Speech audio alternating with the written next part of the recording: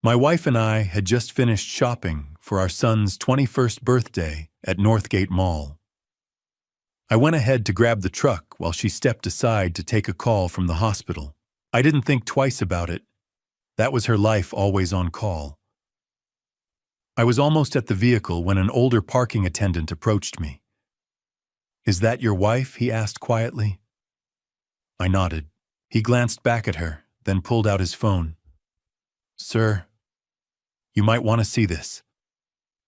30 seconds later, what he showed me made my stomach drop. "Welcome to Family Revenge Stories.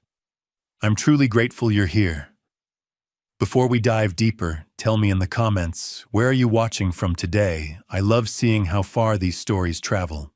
And when you reach the end rate, this story from 1 to 10, your feedback helps me craft even stronger, more powerful stories for you. Also, a brief note. This narrative includes fictional elements woven in for storytelling and reflection. Any resemblance to real names or places is purely coincidental, but the lessons about family trust and consequences are very real.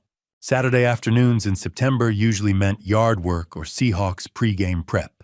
But this Saturday, September 7th, 2024, Diane had convinced me to spend the afternoon at Northgate Mall hunting for Evan's 21st birthday gift.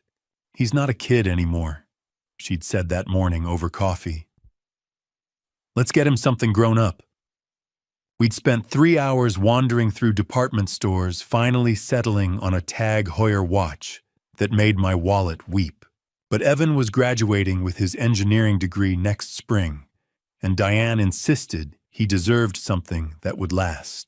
We were heading back to the truck, shopping bag swinging, when her phone rang. "Seattle Grace," she said, glancing at the screen. Her expression shifted instantly from relaxed to alert. "This is Diane Thornton." I watched her face change as she listened. Her free hand came up to rub her temple the way it always did when stressed. "How high is the fever? CT results right. Give me 20 minutes. She ended the call with an apologetic smile. "Emergency in the ICU, doctor. Prescott's out sick, and they need authorization for a transfer." "I'm so sorry, babe." "It's fine," I said, swallowing disappointment. That's the job. I need to call Dr. Vaughn to coordinate. She was already pulling up contacts. "Can you grab the truck? I'll meet you at the entrance." You know how he is with details. This might take a few minutes. Dr. Vaughn. The name didn't register then, it would later. I took her bags and headed across the parking garage while she stepped aside, phone already at her ear. Our silver Silverado was parked on level 3 west corner, same general area. I always chose a habit from my military days when finding your vehicle quickly mattered. The concrete structure was packed with Saturday shoppers, fluorescent lights, casting harsh shadows across rows of SUVs. I was 30 feet from the truck when the parking attendant approached. He was older, late 50s maybe, with gray-streaked dark hair and a weathered face. His uniform hung loose on a wiry frame, but his eyes caught me. Sharp. Careful. Like a man about to deliver bad news and hating it. "Excuse me, sir." I stopped keys halfway out. "Yeah." He glanced past me toward where Diane stood with her back to us, still on her phone. When he looked back, something in his expression made my stomach tighten. "So, is that your wife?" he asked quietly. "The woman in the blue jacket." I followed his gesture. Diane was 50 feet away, animated on her call, gesturing the way she always did when explaining something complex. Even from here, I could hear her laugh, bright and genuine, that laugh. The one I hadn't heard directed at me in months. "Yeah, that's Diane." My voice came out cautious. "Why?" His jaw tightened. He pulled out his phone, tapped the screen, then seemed to steel himself. "My name's Vincent. I work here Tuesday through Saturday." He paused. 2 weeks ago, I saw something I've been debating whether to tell you about." Another pause. "Because what I saw, you need to know." Cold dread washed over me. "What are you talking about?" He turned his phone toward me. The video was grainy security camera footage from a high angle, but the timestamp was crystal clear. August 24th, 2024. 3:47 p.m. This same garage, this same level. There was Diane, with a man in surgical scrubs. He stood too close, hand resting on her hip with casual familiarity. She laughed that same laugh, and then he leaned in. The kiss wasn't quick or uncertain. It was practiced, comfortable, the kind that came from repetition. 30 seconds of video, 25 years of marriage shattered. I watched it twice, forcing myself to catalog details through the shock. The man was younger, mid-40s maybe, fit, confident. And Diane's body language was relaxed, leaning into him. This wasn't their first time. This wasn't a mistake. "What I debated showing you," Vincent said quietly, giving me space. "But if it were my wife, I'd want to know. I'd want the truth before I wasted more years on a lie." My throat felt like broken glass. "Who is he?" "Han, don't know his name. But he's been here 4 times in the last month. Always around 3:30. Always in those dark blue surgical scrubs. Always with her." He paused. Now, after the first time, something felt off, so I started keeping records. Records, security footage, evidence. The word cut through my shock. This wasn't just some random guy feeling sorry for a stranger. Vincent had been watching, documenting. "Why?" "Well, Mr. Thornton," I said automatically. "Caleb Thornton." Something flickered across his face. Recognition, maybe, but it vanished before I could read it. "Mr. Thornton, I'm sorry I had to be the one to show you this." His voice carried genuine regret. "But better to know now than keep living in the dark, right?" I nodded, not trusting my voice. In the distance, Diane laughed again, still oblivious. She looked happy, carefree. Like a woman who'd successfully balanced her Saturday with her husband, and her Saturday with her what? Her colleague, her lover. My mind raced through memories, rewriting them. Every late hospital shift, every weekend on call, every time she'd come home exhausted, smelling like antiseptic. How many had been real? How many had been him? But even through the rage and betrayal churning in my gut, 12 years of military intelligence training kicked in. I'd spent a career as an analyst, learning to process information without emotion, to wait for the complete picture before acting, to understand that premature moves lost wars. Don't react. Gather intelligence. Confirm everything. Then strike with precision. "Thank you," I told Vincent. My voice was steady, controlled. "I appreciate you telling me." He studied me for a long moment. "You're not going to confront her right now." Not yet." I glanced at Diane, wrapping up her call. "Not here." Something like respect crossed his features. "If you need anything more, evidence, testimony, whatever, you know where to find me. Tuesday through Saturday, 2 to 10. I filed that away and forced myself toward the truck. By the time Diane reached me, I had my expression locked down. Neutral. Just tired from shopping. "Crisis averted," she said brightly, sliding into the passenger seat. "You know how Dr. Vaughn is. Always panicking over nothing." She set her phone in the cup holder and smiled that smile I'd fallen for 26 years ago. "Thanks for grabbing the car, babe. My feet are killing me." Dr. Vaughn, the name landed like a physical blow. The man in the scrubs. The man she'd been kissing 2 weeks ago. The man she'd just spent 10 minutes coordinating with. "No problem," I said, starting the engine.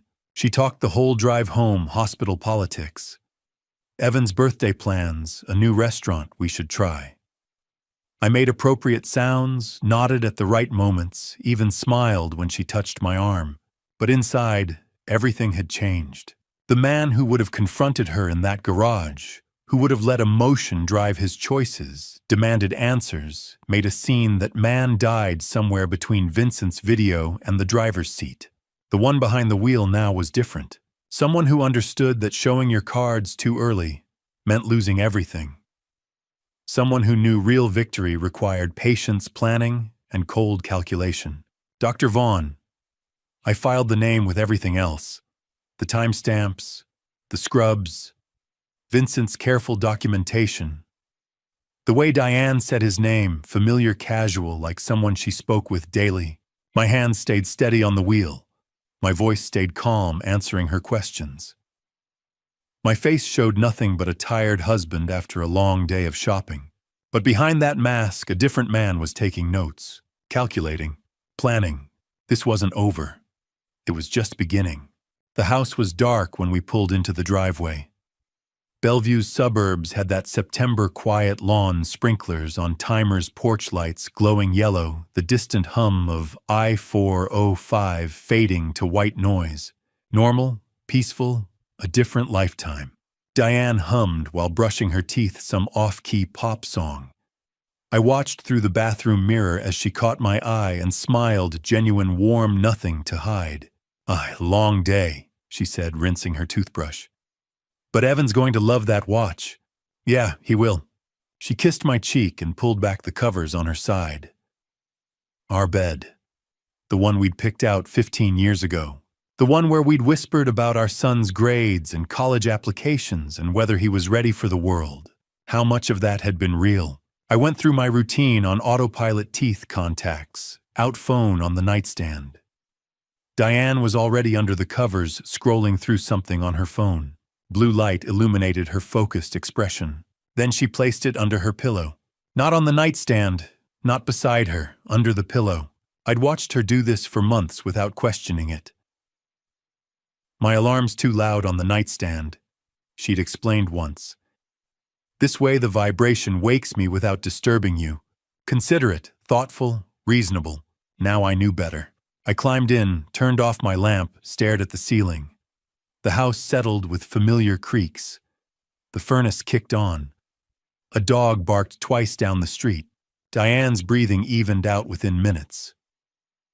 She'd always been a quick sleeper, planes, waiting rooms, the couch during Seahawks games. I used to envy that. Tonight I watched the digital clock. 11:47, 12:13, 1:28. At 2:04 a.m. her phone buzzed under the pillow. Soft. Muffled. But I was so wired I heard it clearly. Diane shifted, reached under the pillow, fingers brushing the phone. Then she smiled, still asleep. A small, unconscious curve of her lips. Who makes you smile like that, even in your dreams? Dr. Vaughn, dark blue scrubs, confident hands, that practiced kiss. I forced myself to breathe. 4 counts in 4, hold 4 out. Box breathing from my army days. Staying calm under fire. Because this was fire. My mind cycled through the past 8 months. Vincent had said 4 times in the last month, which meant this had been going on longer. 8 months of signs I'd missed. The gym bag in her trunk that never needed fresh clothes. The new perfume she'd started wearing in June, floral, expensive, not her usual scent. Her phone always face down. Now passcode locked, notifications hidden. Work's been stressful, she'd said when I'd asked. Hospital politics, budget cuts. I'd believed her. Why wouldn't I, 25 years? A son, a mortgage, joint accounts, retirement dreams. You don't question solid ground until you're falling through it. The rage came in waves. I wanted to shake her awake, demand answers, throw that phone across the room. Make her look at me while I asked who Dr. Vaughn was and how long she'd been lying. But under the rage ran something colder. 12 years as a military intelligence analyst had taught me that emotion kills strategy. Acting on impulse gets people hurt. The person who gathers information and strikes at the right moment wins, not the person who strikes first. If I confronted her now, what did I have? One security video. A suspicious phone habit. Gut feeling. She'd deny it, explain it away. Maybe accuse me of paranoia of not trusting her, and I'd have shown my hand before knowing the full game. No, better to investigate, document, build evidence that would hold up when I needed it. I needed a private investigator, someone who could follow her, confirm Vincent's video, find more. Bank records, phone records, patterns, because if this was real, and I knew it was, I needed to protect myself. Protect Evan, protect everything I'd built. At 3:47 a.m., her phone buzzed again. This time, she didn't smile, but she reached for it, still asleep, pulling it closer like a child with a teddy bear. I closed my eyes and counted breaths. Morning crawled forward. 4:15, 5:02, 6:33. When Diane's alarm went off at 7, I'd been awake 8 hours straight. She stretched, yawned, rolled over, smiling. Morning, babe. Sleep okay. Like a rock. Downstairs, I went through motions. Started the coffee maker she'd insisted we needed 2 Christmases ago. Pulled out eggs, butter bread. Set the table while she showered. When she came down, hair damp, smelling like vanilla shampoo, she was already talking. Evan texted last night. He's thinking about coming home next weekend. We should take him to that steakhouse he loves. She poured coffee, added cream. Oh, and I've been looking at kitchen remodels. Those granite countertops we talked about. I think we should finally do them. She sat at the island, scrolling through Pinterest while I scrambled eggs. I nodded. Made sounds. Asked about countertop colors. Normal. Automatic. A performance I could deliver in my sleep. Because behind the breakfast routine and the coffee and the conversation about kitchen renovations, I was calculating. Vincent's offer. If you need anything, evidence, testimony, you know where to find me. First move. Find a private investigator. Get documentation. Build the case. Second move. Protect assets. Talk to a lawyer. Understand my options. Third move. Wait. Watch. Let her think everything was fine while I gathered ammunition. Diane laughed at something on her phone. Look at this backsplash. Too modern. Little bit, I said, plating eggs. What about the subway tile? She smiled. You always know what I'm thinking. No, Diane. I never did. I set breakfast in front of her. Poured orange juice. Sat across from her at the table we'd refinished together 5 years ago. She talked about Evan's visit, about calling him later to confirm plans. About whether we should repaint the guest room before he came home. And I listened, responded, played my part, because this was war now. Maybe it had been war for 8 months while I'd slept through the invasion, but I was awake now, and in war, the side that strikes smarter always wins. Sunday morning sunlight filtered through the windows, catching dust in the air. The house was quiet except for the refrigerator's hum and a distant lawnmower. Once those sounds meant peace, now they meant privacy. I opened my laptop and typed Private Investigator Seattle, 247 results. I narrowed it down, Divorce Investigation, Seattle Surveillance Expert.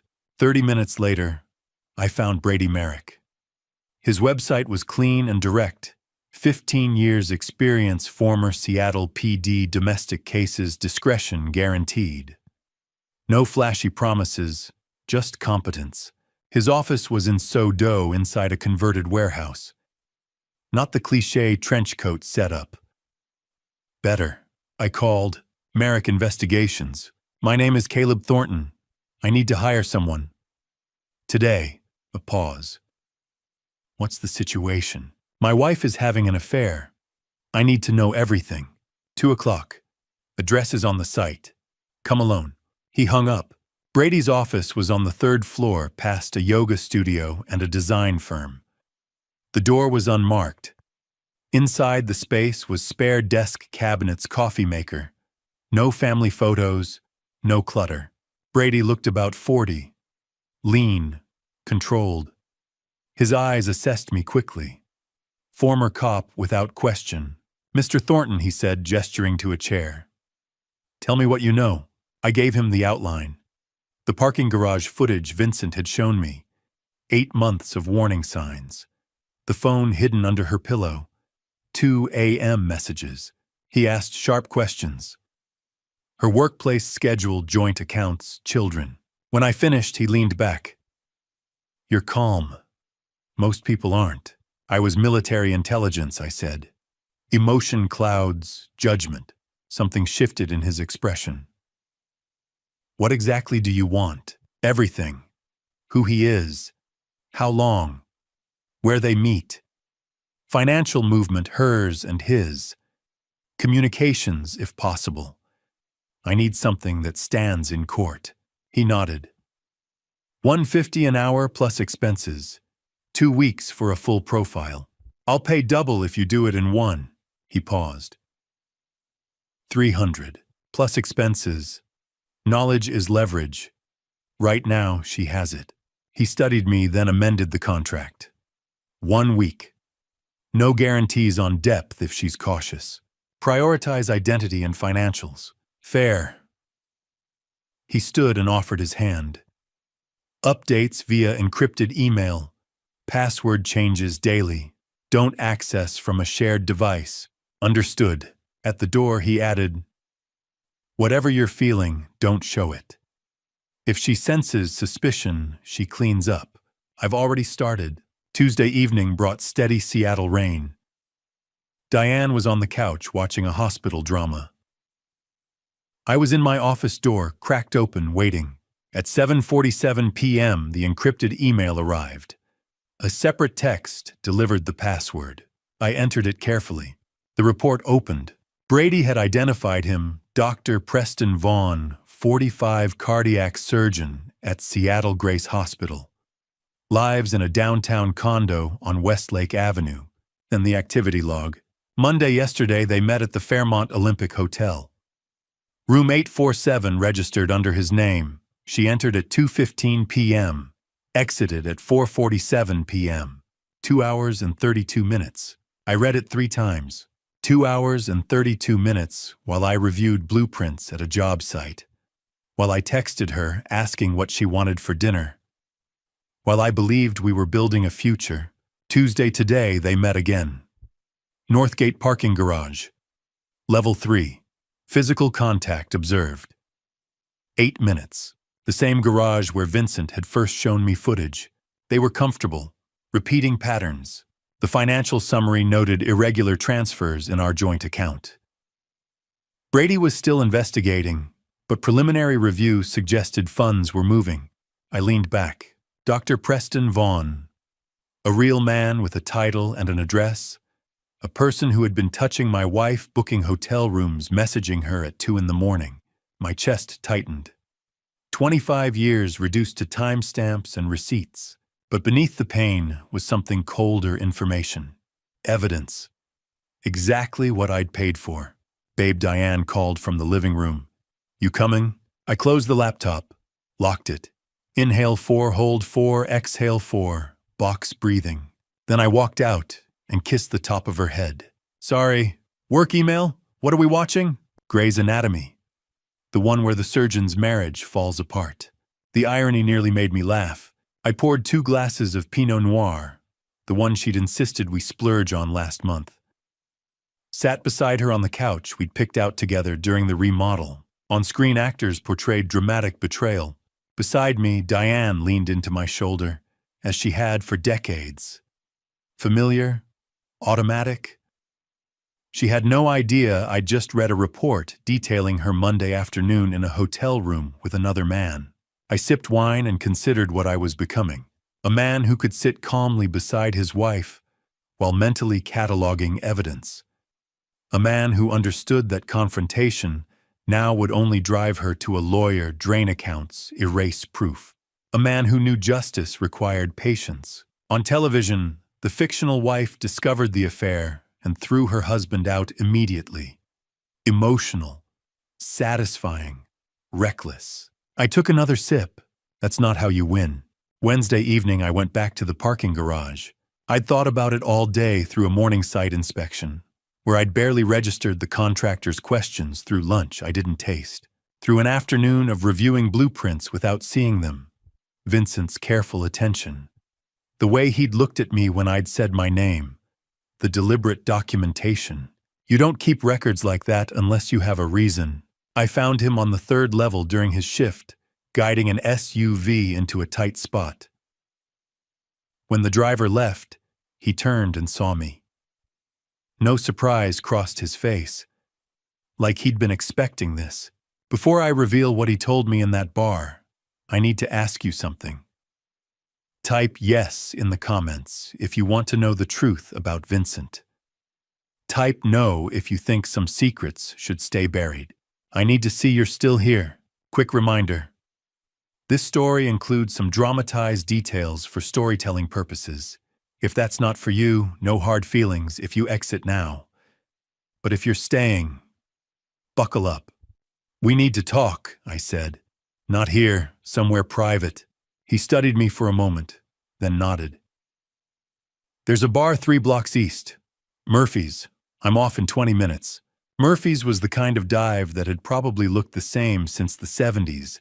Dim lighting, scarred wooden bar, Rainier beer signs, and the smell of decades of cigarette smoke baked into everything despite the smoking ban.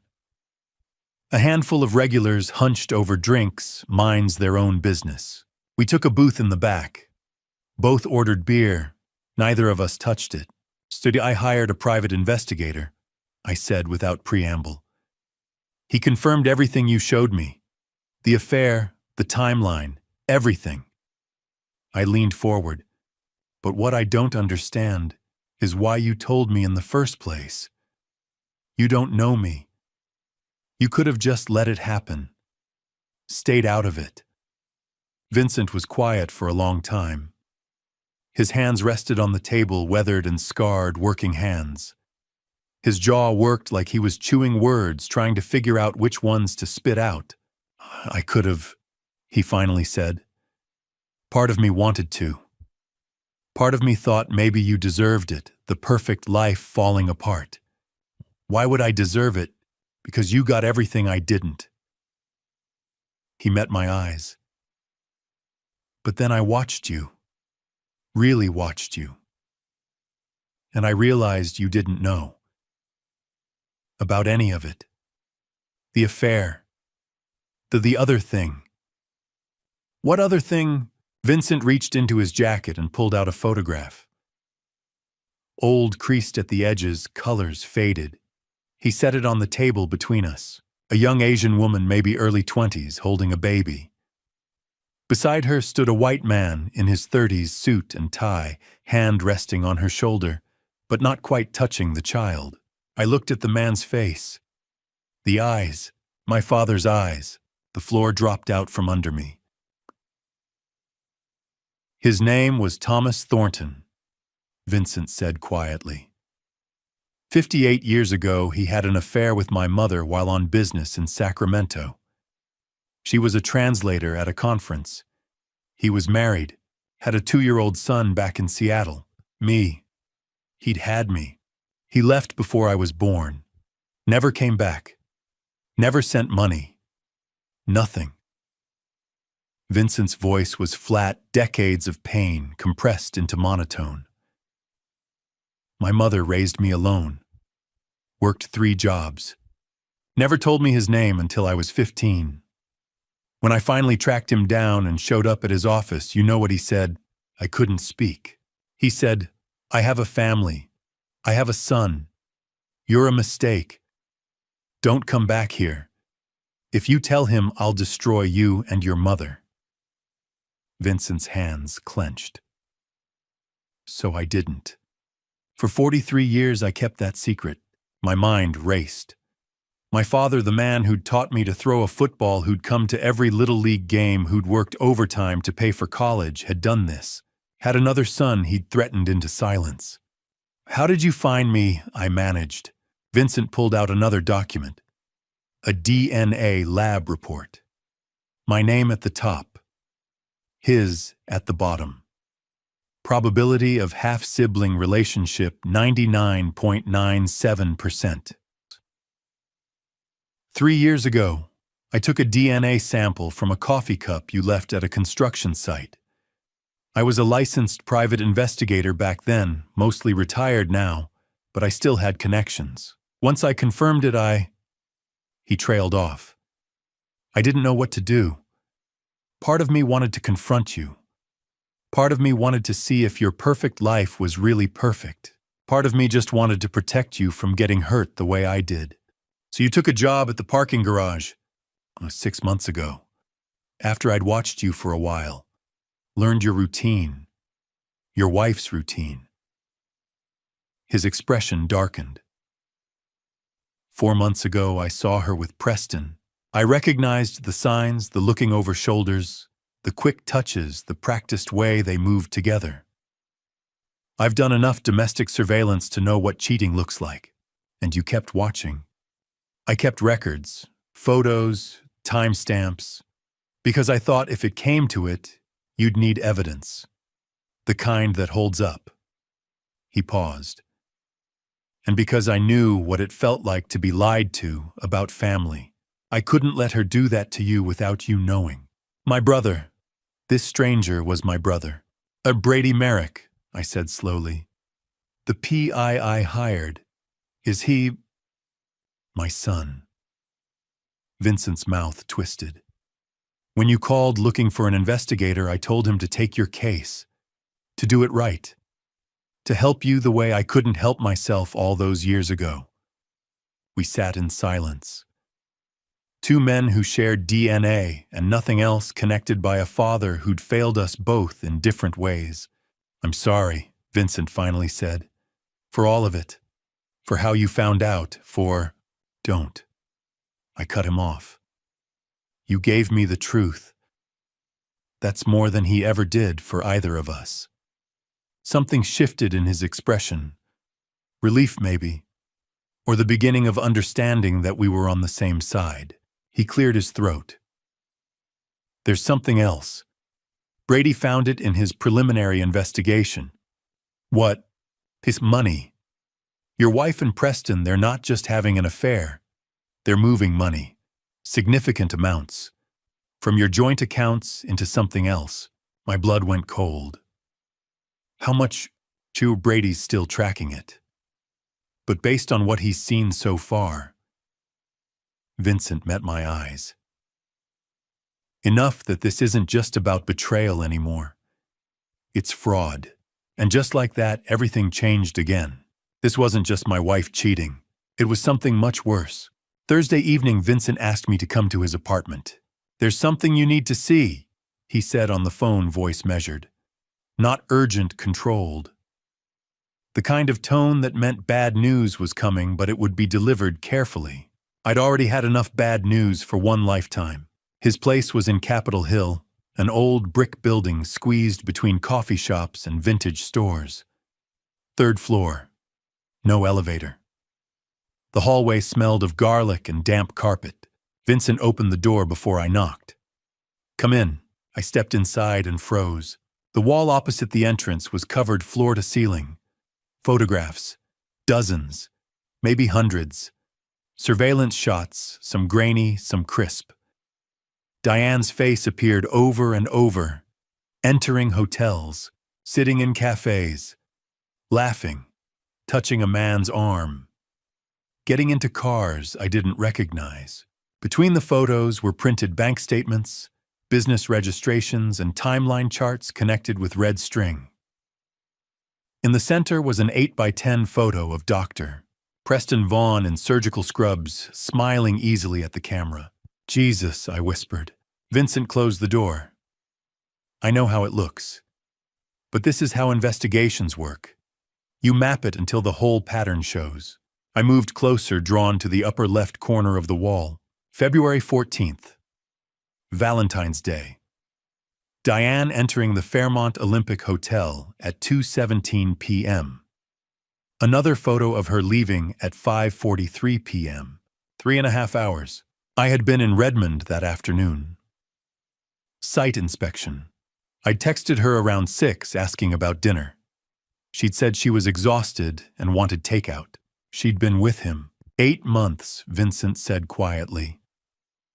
I've documented 6, but Brady traced it back further. Valentine's Day is the first confirmed hotel visit. 8 months of lies. 8 months of goodnight kisses that tasted like betrayal. My eyes followed the timeline. March 7th, parking garage. March 23rd, downtown restaurant. April 9th, another hotel. May 2nd, her car outside his condo for 4 hours during a board meeting. The pattern repeated with precision. Then I noticed the business documents pinned near the center. What Summit Healthcare Partners, LLC? I asked. Vincent stepped beside me. Registered March 20th. Co-signed by Diane Thornton and Preston Vaughn. My stomach tightened. On paper, it's a medical equipment supplier, he said. They do sell some equipment legitimate enough to pass inspection, but the pricing is inflated. A handful of small clinics are involved. He handed me bank statements. Transfers, $5,000, $12,000, $8,000, $15,000. Over and over, from an account number I recognized. Our joint savings. How much? I asked. $180,000 over 6 months. Small increments to avoid detection. Together, it adds up. $180,000. Gone. There's more, Vincent said. He showed me news articles and court records. Preston has done this 3 times before. Portland, 2019. San Francisco, 2021. Denver, 2022. Same model. He pointed at a chart. He targets hospital administrators, married women between 45 and 50, women with assets, inheritances, joint accounts. He seduces them, convinces them to form a business partnership, creates a clean-looking LLC, slowly drains funds, then relocates before anyone pieces it together. Why hasn't anyone stopped him? Because they're ashamed. To expose him, they'd have to admit the affair. Risk careers, risk marriages. He keeps each case under major felony thresholds when possible, and he makes every woman feel chosen. I stared at the list of cities. Portland, San Francisco, Denver, Seattle, a pattern. Who were they? I asked. I don't have all the names. But this one, he handed me a card. Dr. Audrey Kingsley, San Francisco. She was victim number 2. She's also his ex-wife. He married one early on, before he refined the process. She lost her job when the affair surfaced. He drained a $400,000 inheritance before disappearing. Vincent met my eyes. She's been waiting for someone to stop him. When I explained your situation, she agreed to talk. She's flying in tonight. When? Tomorrow, if you want. I turned back to the wall. A recent photo caught my attention. Diane in a cafe last week laughing. Preston leaning forward, intent on her face. She looked alive, happy. She had no idea. She doesn't know, does she? I asked. Almost certainly not, Vincent replied. That's his skill. He makes every woman believe she's the exception, that what they have is rare. I thought about Diane defending him at dinner, about the way she said his name, about how convinced she must be that this was love. She was a victim, like Audrey Kingsley, like the others. But that didn't erase what she'd done to our marriage, or the money, or the deception. I turned to Vincent, my brother, a man I'd known for less than a week, but who now stood at the center of this unraveling. Set up the meeting with Audrey Kingsley, I said. Tomorrow. He nodded. I want to know everything. Friday morning I called my sister. Bryn, I need your help. Legal help. Silence. Bryn Whitmore didn't do silence. 25 years as a divorce attorney had trained her to fill every pause with strategy. But this time she was quiet for 3 long seconds. Come to my office, she said at last. Now. Her office sat on the 10th floor of a downtown high-rise overlooking Elliott Bay. Corner suite, expensive furniture, diplomas and bar certifications framed along one wall. The kind of office you earn after decades of winning custody wars and dismantling joint assets. She closed the door behind me.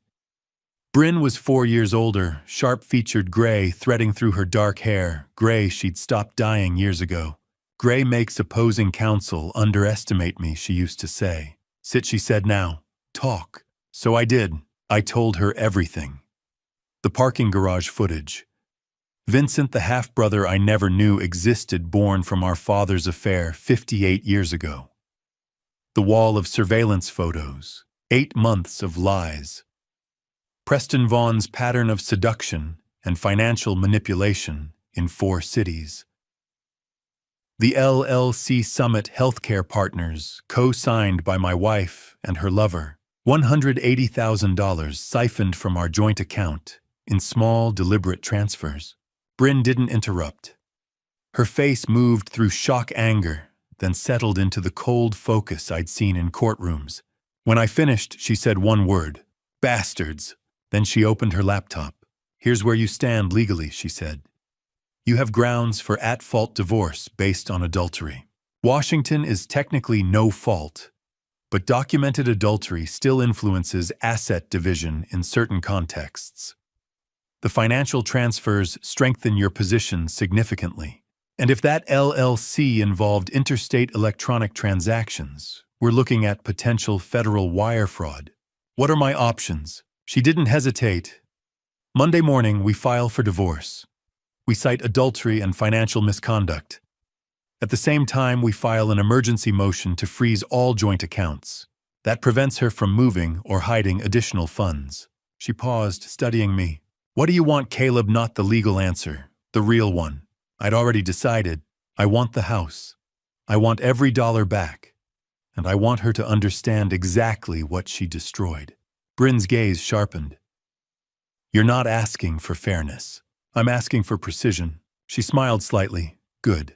She pulled out a legal pad. Step 1, documentation. Every report from your PI. Every surveillance photo. Every financial statement, hotel receipts, time-stamped evidence. We build a case she cannot spin. Vincent's been documenting for 6 months. Excellent. She continued writing. Step 2, emergency account freeze. Once approved, and with this evidence, it will be she cannot access funds without court authorization. She tapped her pen thoughtfully. Step 3, the house. Did Dad ever update the mortgage structure after Mom died? No. Why? She turned her laptop toward me. Because he inserted a protection clause when you refinanced. If the marriage dissolves under proven adultery, his estate retains an interest in the property. That protects your equity. She forfeits her claim. I stared at her. You're serious. Dad had seen too many men get wiped out in divorce. He drafted it to shield you. She gave me a look. Yes, ironic, considering his own history. But he protected you. Another layer I hadn't known existed. Step 4. Bryn said we leveraged the LLC fraud. Participation in financial misconduct can shift asset division heavily in your favor. She didn't just cheat. She diverted joint funds. Courts take that seriously. Will it hold? With this level of documentation, yes. Especially if the FBI opens a file. What about Evan? Her expression softened. He's 20, no custody issues. You tell him when you're ready. Legally, he's separate. I nodded, keeping the DNA question I'd been wrestling with to myself. One battle at a time, Caleb Bryn said quietly, leaning forward. Once we file, this ends. Completely. No reconciliation window. Are you certain? My marriage ended 8 months ago, I replied. I just learned about it last week. She held my gaze, then nodded. Then we finish it properly. She reached for her phone. Judge Williams owes me a favor. I'll secure an emergency hearing Monday afternoon for temporary orders. That gives us the weekend to finalize everything. Thank you. Don't thank me yet, she said. This will get ugly. Diane will fight. Preston will hire counsel the moment he senses pressure. If federal investigators step in, it escalates quickly. I have Vincent. I have Brady. I have 6 months of documentation. And now I have you. That earned a different smile, less attorney, more sister. Yeah, she said. You do. When I stepped out of her office, my phone buzzed. Vincent. Audrey Kingsley confirmed for tomorrow, 2 p.m. Ballard Cafe. She has evidence. A lot. I texted back, I'll be there. 3 days ago, I'd been shopping for my son's birthday present, believing I was in a solid marriage. I'd been blind, comfortable, trusting. Now I had a private investigator, a half-brother with a wall of evidence, an ex-wife of my wife's lover flying in with documentation, and the best divorce attorney in the city drafting emergency motions. I wasn't reacting anymore. I was building a case. Saturday afternoon, I met Dr. Audrey Kingsley at a coffee shop in Ballard. She was already there when I arrived, sitting at a corner table away from the windows. 47, polished in that professional way that spoke of years climbing corporate ladders. Dark suit, minimal jewelry, hair pulled back neat.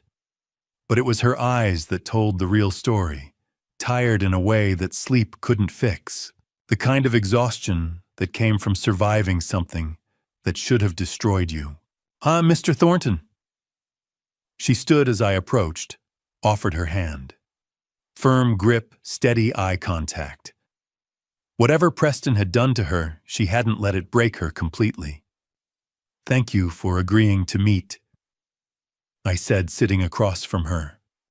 Thank you for reaching out. She wrapped both hands around her coffee cup like she needed the warmth. When Vincent called and explained the situation, said Preston was working the same pattern again in Seattle, I knew I had to help. Tell me what happened between you and Preston. She took a slow breath, organizing thoughts she'd probably organized 1,000 times before. We met 7 years ago. I was CFO at Oregon University Medical Hospital. Preston was the new hire, brilliant cardiac surgeon, charming, younger than most department heads. He made an impression immediately. Her mouth tightened. My marriage was struggling. 25 years, 2 kids already in college. My husband and I were basically roommates who shared a mortgage. The classic midlife crisis setup. I knew that feeling. The distance that grew so gradually, you didn't notice until you were strangers living under the same roof. Preston saw that. Audrey continued. Or maybe he engineered it, I don't know anymore. He made me feel understood, important. Like I mattered beyond budget spreadsheets and board meetings. The affair started within 3 months. She said it clinically, like reading a medical chart. Detached. The only way to tell the story without drowning in it. 6 months in, he pitched the business idea.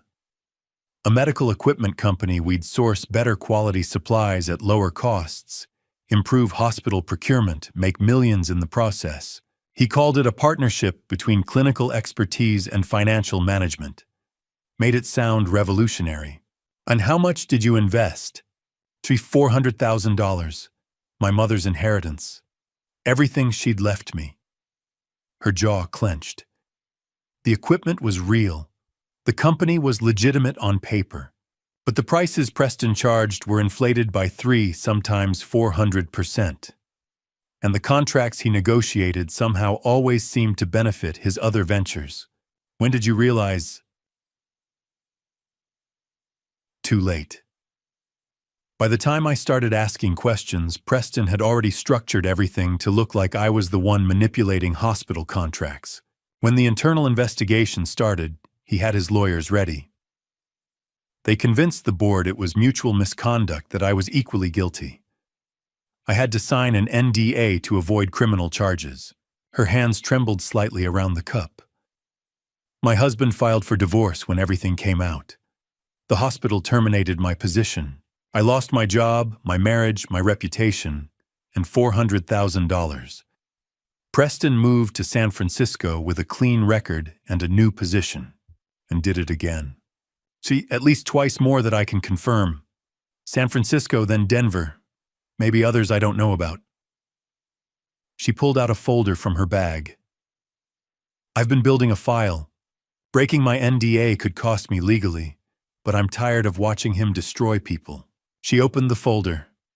Inside were printouts, LinkedIn profiles, news articles, court records, financial documents.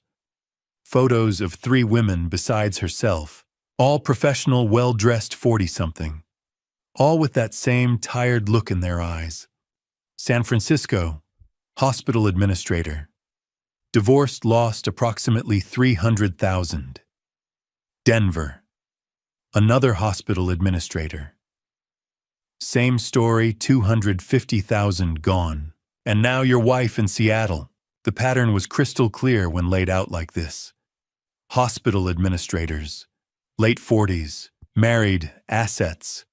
The same script playing out city after city, victim after victim. Why hasn't anyone stopped him? I asked. Shame, Audrey said simply. These women, myself included, would have to admit to affairs, risk what's left of our careers and reputations. The NDAs are ironclad. The hospitals want to avoid scandal, and Preston's smart about keeping amounts below felony thresholds in most jurisdictions. She leaned forward. But if we could get multiple victims to testify together, build a federal wire fraud case instead of local criminal charges, maybe we could actually stop him. I want to do more than stop him, I said. I want to catch him in the act. Get him on record admitting what he's done. My wife doesn't know I know about the affair. She thinks her secret is safe. If I could get her to cooperate, wear a wire record, Preston confessing to the fraud, she'd have to flip on him, Audrey said slowly. Betray someone she thinks she's in love with. Why would she do that? Because I'll give her a choice. Help us take Preston down or go down as his accomplice. She's signed documents, co-signed the LLC, participated in fund transfers. Legally, she's as guilty as he is. Audrey studied me with those tired, sharp eyes. You're not doing this just to save your marriage. My marriage ended 8 months ago. I'm doing this because he needs to be stopped. Because you deserve justice. Because those other women deserve to know they weren't alone. And because my wife deserves to understand exactly what kind of man she's been protecting. Audrey was quiet for a long moment. Then she slid the folder across the table. I'll testify, she said. I'll break my NDA. I'll contact the other victims and see if they'll come forward. I don't care about the legal consequences anymore. I just want Preston Vaughn facing real justice for once in his life. I looked at the folder. 4 women's faces staring up at me from the documents. 4 lives dismantled by the same man who was currently dismantling mine. He will, I said. We'll make sure of it. Because this wasn't just about my marriage anymore. This wasn't about hurt feelings or betrayed trust or 25 years wasted. This was about stopping a predator. And we finally had an army strong enough to do it. The Seattle Grace Hospital annual fundraising gala was the kind of night where the city's medical elite gathered beneath crystal chandeliers to applaud their own brilliance. Diane had been excited for weeks. I had been preparing for 3 days. She bought a red silk dress that cost more than my weekly paycheck. Scheduled a hair appointment. Talked endlessly about board members, wealthy donors, and department heads angling for promotion. That morning I rented a tuxedo. The clerk asked if it was for a wedding. Something like that, I told him. Now we stood in the Fairmont Olympics Grand Ballroom, the same hotel where she'd spent Monday afternoons in room 847 with Preston Vaughn, and I watched her perform. She glided between hospital administrators, laughing lightly, kissing cheeks, embodying the devoted executive's wife. She was still the woman who had caught my eye 25 years ago, still beautiful, still magnetic, still capable of lighting up a room. I just hadn't realized that glow included 8 months of betrayal with a cardiac surgeon. Vincent was outside in a valet uniform arranged through an old private investigator contact. Bryn stood near the bar in black, poised and watchful, playing my supportive sister while serving as legal witness.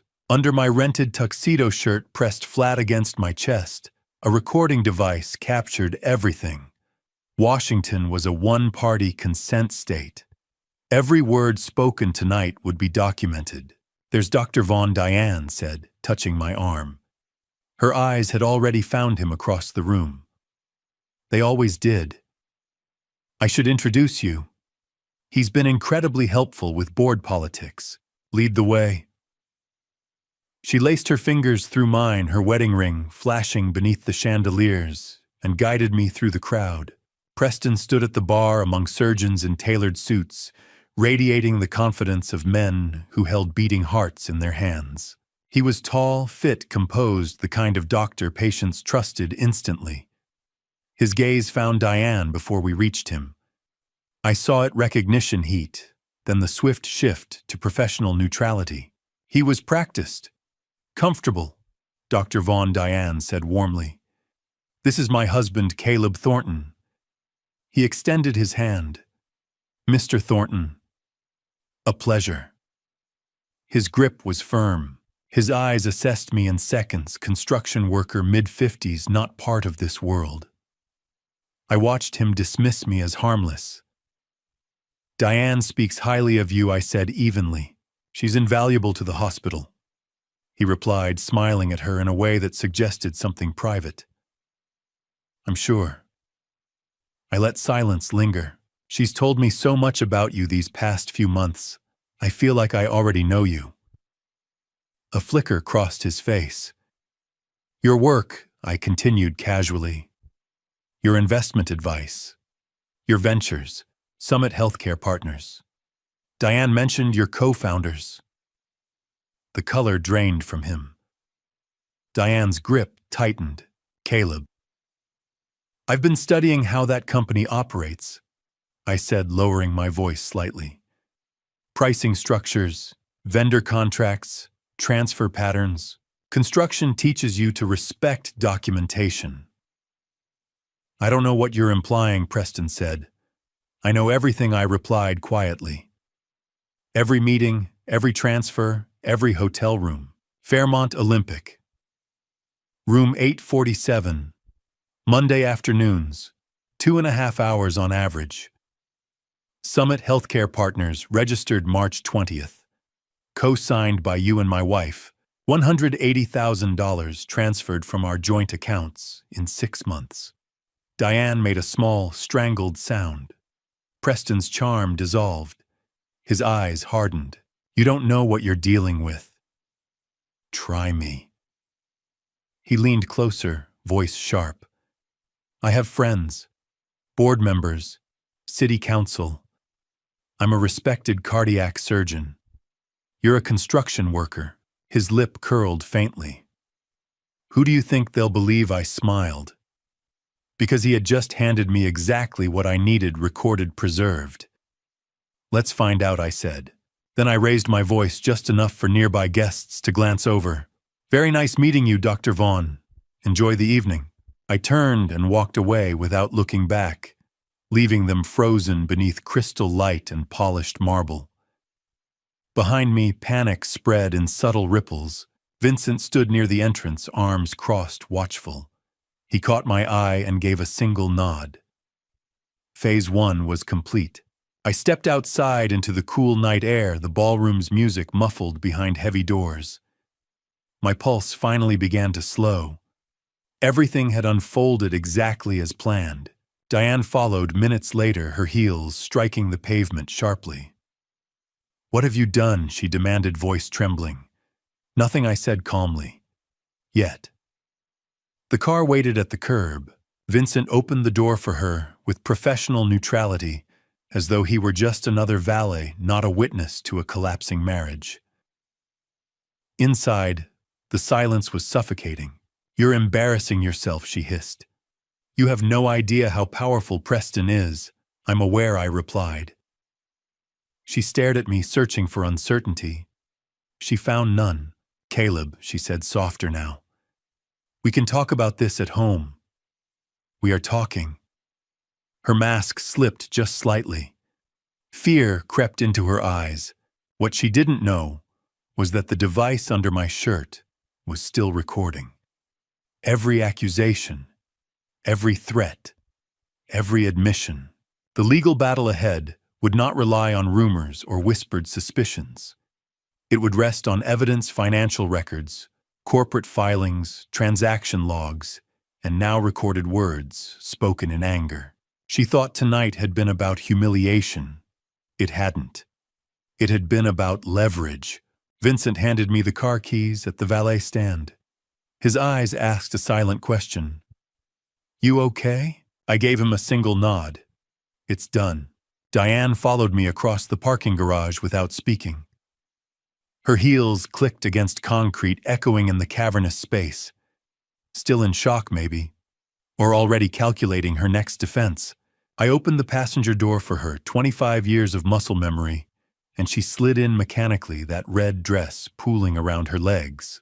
I closed the door, walked around to the driver's side, got in, started the engine. The silence between us was already suffocating. I pulled out of the Fairmont's garage and onto the wet Seattle streets. Rain had started while we were inside, soft at first, then building to a steady rhythm against the windshield. Diane sat rigid beside me, staring straight ahead, hands folded in her lap. She didn't speak until we merged onto UI-5 heading north toward Bellevue. When she finally found her voice, it came out tight, controlled, still trying to manage the situation. What the hell just happened back there? That was me being honest for the first time in a week. "You embarrassed me in front of—" "I embarrassed you." My hands tightened on the wheel. "That's really what you're concerned about right now. Kroglib, whatever you think you know, stop." The word came out harder than I'd intended. "Don't insult me with denials." Silence. Just rain and road noise and the sound of 25 years cracking apart. "I saw you," I said quietly. "At the parking garage. Saturday, 8 days ago. With him." "I don't know what you're talking about." I pulled onto the shoulder. Right there on I-5, rain-pouring traffic rushing past. Put the car in park. Turned to face her directly. "Diane, I have video. 8 months of surveillance. Hotel check-ins. Financial records. LLC documents with your signature. I have everything." The color drained from her face. All that careful control evaporated. "Oh God. How long?" My voice stayed level, clinical. "Before you insult me with explanations, just tell me. How long have you been sleeping with him?" She stared at her hands.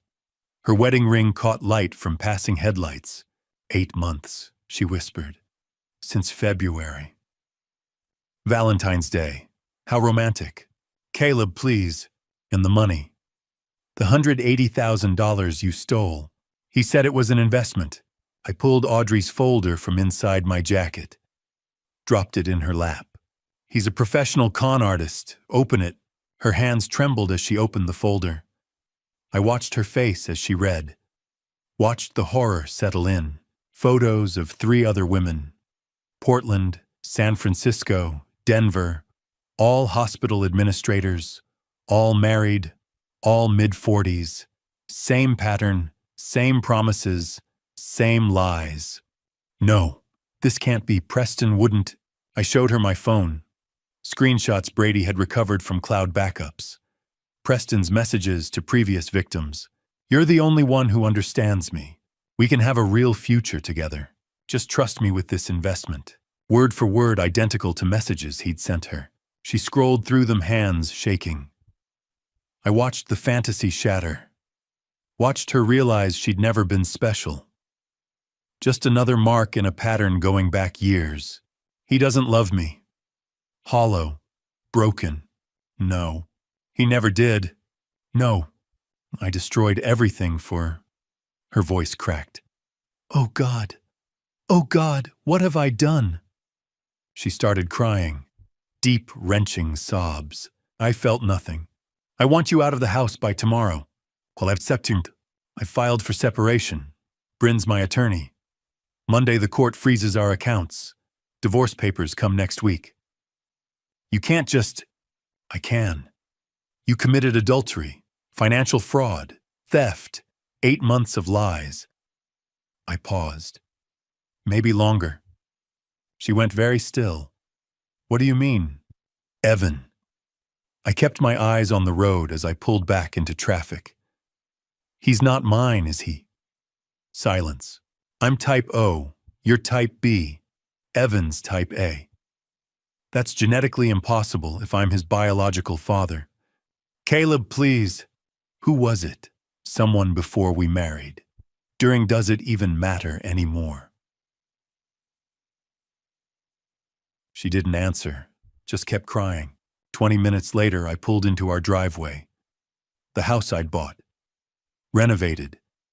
Made into a home. The house where I'd raised another man's son. Get out! She stumbled from the car, mascara running that expensive red dress soaked from rain. I watched her fumble with her keys disappear through the front door. I sat there, engine idling, rain drumming on the roof. Tomorrow, everything would change. Monday, the legal machinery would start. By next week, divorce papers would be served. By next month, it would be over. But tonight, I just sat in my driveway and felt the weight of 25 years turning to ash. Not satisfaction, not victory, just a hollow, aching emptiness where my marriage used to be. The DNA test results arrived Monday morning via encrypted email. I sat in Bryn's office staring at the laptop screen, reading the lines over and over. Medical terminology, lab certification numbers, charts showing genetic markers that meant nothing to me, and at the bottom, in bold, probability of paternity, 0.00%. Caleb. Bryn's voice came from somewhere far away. I closed the laptop, sat back, looked at my hands. He's not my son. 20 years. Every birthday party where I'd carried the cake while everyone sang.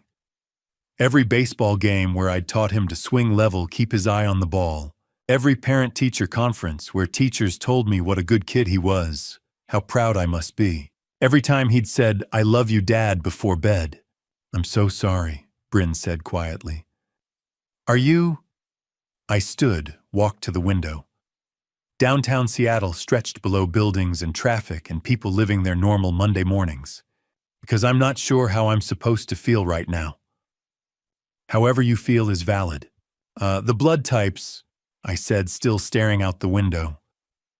I looked it up last week. Type O and type B can't produce type A. It's genetically impossible. I turned to face her. 20 years of diapers and homework and parent-teacher conferences. 20 years teaching him to ride a bike, drive a car, be a good man. And none of it was real. Stop. Bryn's voice was sharp. She stood, came around her desk. Don't do that. Don't let Diane's lie poison what you built with that boy. It was built on your choice to love him, to show up, to be there. She pointed at the closed laptop. That test tells you about biology. It doesn't tell you about fatherhood. You've been his father in every way that matters. But he's not. He's your son, Caleb. You raised him. Biology doesn't determine that. Love does. Time does. Presence does. Her eyes were fierce. That number on the screen, that's not 0. What you've given him for 20 years, that's everything. I sank back into the chair. Felt something in my chest crack open. How do I tell him? My voice came out rough. That his whole life is built on his mother's lie. Bryn sat on the edge of her desk. Does he need to know right now? He deserves the truth. He's 20, away at college. Senior year, the most critical time for his development, his career plans, his sense of identity. She paused. Telling him now would destroy him. So I just lie by omission, haikchum. No, you wait. Until after graduation. Until he's stable, employed, ready to process something this devastating. Until you're ready to have that conversation. I thought about Evan. engineering senior, job interviews coming up, his whole future ahead of him. We wait, I said finally, and we protect that choice. Bryn pulled up a document on her computer. Non-disclosure clause in the divorce settlement. Diane is prohibited from telling Evan about the paternity. If she violates it, she faces financial penalties and contempt charges. That feels wrong, like I'm covering up the truth. You're not covering it up. You're controlling when and how Evan learns something that will fundamentally reshape his understanding of himself. Bryn turned the screen toward me. You can tell him later, when he's ready, when you're ready. But Diane doesn't get to weaponize that truth in anger or spite. You decide, not her. I stared at the clause, read it 3 times. On my terms, I said, not hers. Exactly. Bryn opened another folder. Let's talk asset division. She walked me through it. Clinical, professional, 25 years reduced to spreadsheets. The house $800,000 in equity would go to me. Dad's infidelity clause. The irony wasn't lost on me. My father, who'd had his own affair that produced Vincent, had still thought to protect me from the same fate. Retirement accounts $1.4 million total. I'd keep $1.2 million. Diane would keep only her own 401k, about $200,000. She'd forfeited the joint savings through fraud and theft. My construction business, $500,000 in value, stayed entirely mine. Built before and during the marriage, but she'd forfeited any claim through adultery. No alimony. At-fault divorce plus financial fraud meant she walked away with almost nothing. Ma, the emergency hearing is at 2, Bryn said. Judge Williams will freeze the joint accounts today. Diane won't be able to touch another dollar without court permission. And the divorce papers, served by end of week. She paused. This is really happening, Caleb. Once we file, once these accounts freeze, there's no going back. Are you ready? I thought about Evan away at college, unaware that his family was imploding. Unaware that his mother had lied about his paternity for 20 years. Unaware that I was fighting to protect him from truths he wasn't ready to handle. I thought about Diane, who'd stolen 20 years of truth from both of us. Who'd built our family on lies I was still uncovering. I thought about Preston Vaughn, who'd destroyed multiple lives for money and ego, and would have walked away clean if I hadn't stopped him. I'm ready, I said. Let's end this. Bryn slid the papers across her desk. I picked up the pen and signed. Monday evening, I sat alone in the house that was finally just mine. The silence felt different now. Not empty, just quiet. Diane had been gone since Saturday night. Her things were still upstairs, clothes, makeup, shoes, but she was gone. Staying at some hotel downtown, probably. Using the credit card I hadn't frozen yet. That would change tomorrow morning. My phone buzzed on the kitchen counter. Voicemail notification. Diane's number. I stared at it for a long moment. Debated not listening. But curiosity, or maybe strategy, won out. I hit play. At first I thought she was calling me. Then I heard the rustling sounds. Muffled movement. The hollow acoustic of a phone in a purse or pocket. Pocket dial. She'd called me by accident. And then I heard her voice trembling, talking to someone else. Preston, please pick up, please. My hand tightened on the phone. Ringing sounds through the recording. Once, twice, 3 times. Then a click. What? Preston's voice came through cold. Flat. Nothing like the charming surgeon who'd smiled at me at the gala. Oh, thank God. Diane's voice was thick with tears. Caleb, he knows everything. About us, about the money, everything. He froze the accounts, filed for divorce. I told you not to call me. Preston, what do we do? I don't know what to... We. His voice turned sharp. There is no we anymore, Diane. Silence. Then Diane's voice, smaller, broken. What do you mean? I mean, you were careless. You let yourself get caught. I can't be associated with any of this. But you said we'd start over together. California. The practice we'd build. I said a lot of things. Matter of fact, like he was discussing weather. Look, this was fun while it lasted, but you've become a liability. A liability. Her voice cracked. Preston, I left everything for you. My marriage, the LLC is in your name. The transfers came from your accounts. Your signature is on everything. Each word was a door slamming shut. Good luck explaining that to your lawyer. You can't just, Preston, please. Watch me. Click. The line went dead. For several seconds, there was nothing but the sound of Diane breathing. Then she started sobbing. Deep, wrenching sounds that might have moved me 2 weeks ago. Now I just listened clinically. Evidence. Every word was evidence. Oh, God, she whispered to herself through the tears. He never loved me. He was just using me all along. Oh, God, what have I done? The voicemail cut off. Time limit reached. I stood in my kitchen phone, still pressed to my ear, staring at nothing. Then I played it again, listened to the whole thing a second time. Preston's cold dismissal. Diane's realization hitting in real time. The confirmation that everything Audrey had told me was true. Preston Vaughn was a professional. He'd done this before. He'd do it again, unless we stopped him. I saved the voicemail. Forwarded it to myself via email. Backed it up 3 different ways. This was exactly what we needed. A knock at the door pulled me out of my thoughts. I opened it to find Vincent holding 2 bags of Chinese takeout. Figured you hadn't eaten, he said, walking past me into the kitchen like he'd been doing it for years instead of weeks. I've been eating. Coffee and rage don't count as a meal. He started unpacking containers. Kung Pao chicken, fried rice, egg rolls.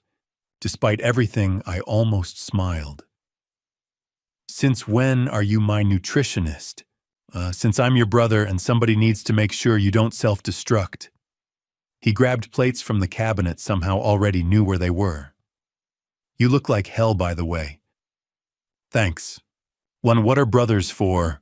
We sat at the kitchen table. Vincent handed me a fork. Something happened, he said. Not a question. I pulled out my phone. Diane pocket dialed me about an hour ago. Left a voicemail. I hit play. Vincent's face went darker with every word. By the time Preston said, "Watch me," and hung up, his jaw was clenched tight. "Oh, that son of a bitch," he said quietly. "Stop, Preston just gift-wrapped us a confession and made Diane desperate." Vincent looked up at me. Desperate people cooperate. That's what I'm counting on. I took a bite of chicken. First real food I'd eaten all day. Give her one more day. Let her realize she's completely alone. Preston's gone. I'm gone. The money's about to be gone. Then we approach her about the wire. You think she'll do it? What choice does she have? I picked up my phone, played the voicemail one more time. Diane's voice. He never loved me. He was just using me. She's finally seeing what we've known all along. Preston Vaughn is a predator, and she was just another mark. Think she'll throw him under the bus? She already has. We just need to make it official. Vincent nodded slowly, picked up his beer. You know what's weird? What? I don't even hate her anymore. I said it before I'd really thought about it. I just feel done. Vincent studied me for a moment, then nodded. That's maturity or exhaustion. Sometimes they're the same thing. My phone buzzed. Text from Bryn. Emergency hearing approved. Accounts frozen as of 8 a.m. tomorrow. She's cut off. I showed Vincent. He raised his beer. To consequences. I picked up mine. To consequences. We clinked bottles. And for the first time in 2 weeks, since that Saturday afternoon in the parking garage when my world had imploded. I almost smiled. Tomorrow we'd approach Diane about cooperation. But tonight, sitting in my kitchen with the brother I never knew I needed eating Chinese food and planning strategic strikes, I felt something shift. Control. It was finally coming back. 2 weeks passed since Preston abandoned her. 2 weeks we let Diane stew in that hotel room, isolated and desperate. Preston's silence confirmed what the voicemail had already proven: he'd discarded her the moment she became a liability. The accounts had been frozen since September 24th. She was living on a credit card that would max out soon, eating room service and searching job sites that wouldn't hire someone whose professional reputation was about to implode. Bryn had been monitoring the situation. "She's desperate enough now," she'd said Tuesday evening. "Time to move." Wednesday morning, the three of us, me, Bryn, and Vincent, arrived at the Courtyard Marriott near Seattle Grace Hospital. Room 314. I knocked. The woman who opened the door was barely recognizable. No makeup. Sweatpants and an oversized t-shirt. Hair pulled into a messy bun. Eyes swollen and red from crying. This was the same woman who'd worn that red silk dress to the gala 2 weeks ago, radiant and confident, and completely unaware her world was collapsing. "Caleb," her voice cracked. "I didn't think you'd—" "This isn't a request," I said. She stepped back, letting us in. The hotel room told its own story. Unmade bed. Room service trays stacked on the desk. Laptop open to LinkedIn, and indeed evidence of a desperate job search that wasn't going anywhere. The clinical smell of industrial cleaning products mixed with stale coffee. Bryn walked in first, professional and cold. "I'm Bryn Whitmore, Caleb's sister and attorney. We're here to discuss your options." Diane looked between us, confusion mixing with fear. "My options? You're facing federal wire fraud charges." Bryn's voice was crisp, clinical. "The $180,000 you transferred to Summit Healthcare Partners constitutes federal bank fraud. That's a federal crime. 5 to 10 years in prison if convicted." Diane's legs seemed to give out. She sank onto the unmade bed. "I didn't know. Ignorance isn't a defense. You signed the documents. You executed the transfers. You're an accomplice." Bryn pulled out a folder. "Preston Vaughn has said the same things to 3 other women. Take a look." She handed over Audrey's folder. Diane opened it with shaking hands. I watched her face drain of color as she read. Portland, San Francisco, Denver.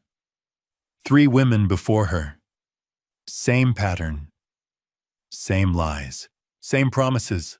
"Oh, God," she whispered. The FBI is building a case against him," Bryn continued. "They need someone who was involved, someone who can testify." Diane looked up slowly. "You want me to testify against Preston?" "Yeah, we want you to wear a wire," Bryn said. "Get him to admit the fraud on tape, then testify when the case goes to trial.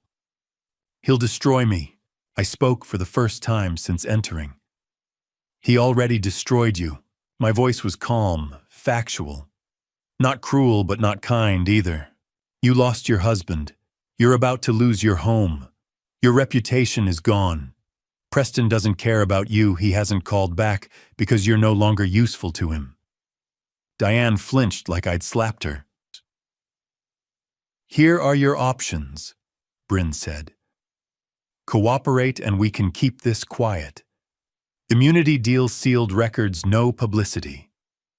You lose Caleb and the house, but you don't lose Evan. You don't go to prison. You get a chance to rebuild some kind of life." She paused, letting that sink in. Or don't cooperate. We prosecute you alongside Preston. You lose everything, including any chance at a relationship with your son." At Evan's name, Diane's head snapped up. "Did you tell him—" "No," I said. Because despite everything, I don't want to destroy my son's life. But if you don't cooperate, if you force us to go to trial, everything becomes public. Evan will know exactly what kind of person his mother is. That's blackmail. That's reality. Bryn cut in. Silence filled the hotel room. Diane looked between us, desperate for a way out that didn't exist. If I do this, she said finally, voice barely above a whisper, will it change anything between us? No. I kept my voice level. The divorce proceeds as planned. You keep your 401k. You get immunity. That's more than you deserve. More silence. Diane was crying now, quiet tears running down her face. I'll do it, she said. I'll wear the wire. Bryn pulled out paperwork. FBI agent Owen Ramsey will contact you within 24 hours. He'll brief you on the operation. You'll need to contact Preston, arrange a meeting. The wire will record everything. What do I say to him? It's the truth, I said. That you're scared. That I'm threatening you. That you need his help. He's arrogant enough to believe you're still under his control. Diane nodded, hands shaking as she took the immunity agreement from Bryn. I'm sorry, Caleb. Her voice broke. For everything. I never meant for. I stood, headed for the door. Didn't look back. Sorry doesn't fix this, I said. But cooperation might save you. Outside in the hotel corridor, Vincent put a hand on my shoulder. That was brutal. That was necessary, I corrected. He studied me for a moment, nodded slowly. We walked to the elevator in silence. As the doors closed, I felt something settle in my chest. Not satisfaction, not victory, just completion. The legal machinery was in motion now. Diane would cooperate or she'd face consequences alone. Either way, Preston Vaughn's time was running out, and he had no idea the trap was closing around him. Thursday morning, we met at the FBI field office in downtown Seattle. The building was exactly what you'd expect. Sterile, imposing, the kind of place designed to make you feel small and exposed. Security checkpoints, badge scanners, agents moving through hallways with the quiet efficiency of people who'd seen everything. Agent Owen Ramsey looked like he'd seen most of it. Mid-40s, maybe pushing 50. Gray suit, white shirt, dark tie. Eyes that had witnessed too much white-collar crime and stopped being surprised by human greed years ago. We gathered in an interrogation room, me, Diane, and Bryn. Vincent was next door in the observation room, watching through the one-way glass. Diane had barely spoken since agreeing to cooperate yesterday. She sat rigid in the metal chair, hands folded in her lap, looking like someone waiting for execution. Agent Ramsey entered carrying a thick file folder, set it on the table, looked at Diane with those tired eyes. Mrs. Thornton, thank you for agreeing to cooperate. She nodded mutely. Let's clarify the terms, Ramsey said, pulling out papers. You cooperate fully. You wear a wire. You get Dr. Vaughn to admit the fraud on tape. In return, you receive immunity from federal wire fraud prosecution. The charges against you will be dropped. And it'll be sealed. Diane's voice was barely audible. My son won't know. That's between you and your ex-husband. The FBI doesn't disclose case details unless necessary for prosecution. Since you're cooperating, you won't be named as a co-conspirator in public records. You'll be listed as a witness, not a defendant. She looked at me. You'll keep it from Evan. For now, I said. The kid doesn't need details. He knows we're divorcing because of your affair. That's enough. She flinched but didn't argue. Ramsey opened the file folder. Let's talk about Dr. Preston Vaughn's other victims. He spread photos across the table. 5 women, 5 different cities. Hannah Shepard, San Diego 8 years ago. Recently came forward. Dr. Audrey Kingsley, Oregon 7 years ago. Unnamed victim, San Francisco, 6 years ago. Amanda Sutton, Portland, 4 years ago. Valerie Porter, Denver, 3 years ago. And you, Seattle this year. Diane stared at the photos, face draining of color. Over $2 million stolen across 10 years. 4 different hospitals. Identical pattern every time. Ramsey pulled out another document. He even used the same words.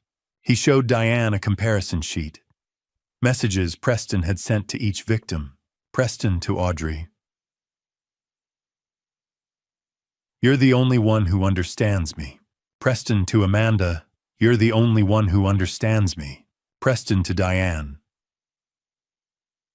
You're the only one who understands me. Word for word identical. A copy-paste con job. He said I was special, Diane whispered. That he'd never felt this way with anyone. He told all of them the same thing, Ramsey said. Not unkind, but factual. In some cases, word for word. You weren't special, Mrs. Thornton. You were a target who fit his profile.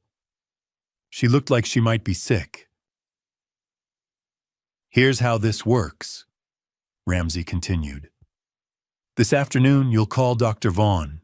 Tell him you're scared, that your husband is threatening you with fraud charges, that you need his help. He'll come to your hotel. Men like him can't resist the opportunity to reassert control. What if he suspects? He won't. You're desperate and frightened. That's exactly what he expects. That's what makes you controllable in his mind. Ramsey leaned forward. Men like Preston Vaughn rely on power dynamics. He thinks you're weak. That's his weakness, underestimating people. He pulled a small device from his briefcase. This is a wire. We'll attach it between your ribs under your shirt. Invisible. You'll meet Preston in your hotel room. FBI agents will be in the adjacent room monitoring everything. Your job is simple. Get him talking about the LLC, the money, his pattern. He'll incriminate himself if he thinks you're still on his side. Diane's hands were shaking. What do I say? The truth. That you're terrified. That you don't know what to do. Ask him for advice. He'll give it, and in doing so, he'll admit to everything. Ramsey slid a phone across the table. Clean phone, untraceable. Call him now. Arrange the meeting. Diane picked it up with trembling fingers. Looked at me one more time. I nodded. She dialed, hit speaker. 4 rings, then Preston's voice irritated. I told you not to call me. Preston, please. Diane's voice broke perfectly. Genuine fear mixed with performance. I need help. Caleb's threatening me with fraud charges. The FBI. I don't know what to do anymore. I'm so scared. Silence. I could almost hear him calculating on the other end. Where are you? Hotel near the hospital. Preston, I don't know how to send me the address. I'll come by this afternoon. A pause. But Diane, this is the last time. You need to get your situation under control. I will. I promise. Just please help me figure out what to do. 3 p.m. Don't call me again until then. Click. Diane set the phone down, hands still shaking. He's coming. Good. Ramsey stood. Let's get you wired. After the briefing outside in the FBI parking garage, Bryn pulled me aside. You know this might not work, she said quietly. Preston's smart. He might not say anything incriminating. He will, I said. His arrogance will bury him. He thinks Diane's weak. He thinks she'll crumble. He has no idea she's already cooperating. And if he doesn't incriminate himself, I looked back at the FBI building. Then we have Audrey's testimony, Amanda's, Valerie's, and Diane's immunity means she'll testify too. Preston Vaughn is finished either way. But today just determines how quickly. Bryn studied me for a moment, nodded. Then let's make sure it's quick. That afternoon at 2:50 p.m., I sat in room 316 watching a video monitor. On the screen, Diane paced back and forth in room 314, her hands shaking.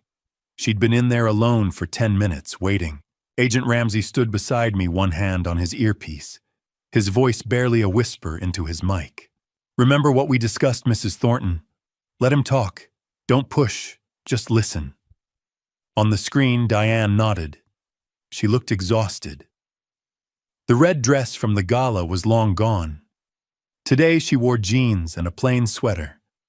Her hair was pulled back. No makeup. She looked like someone who hadn't slept in weeks.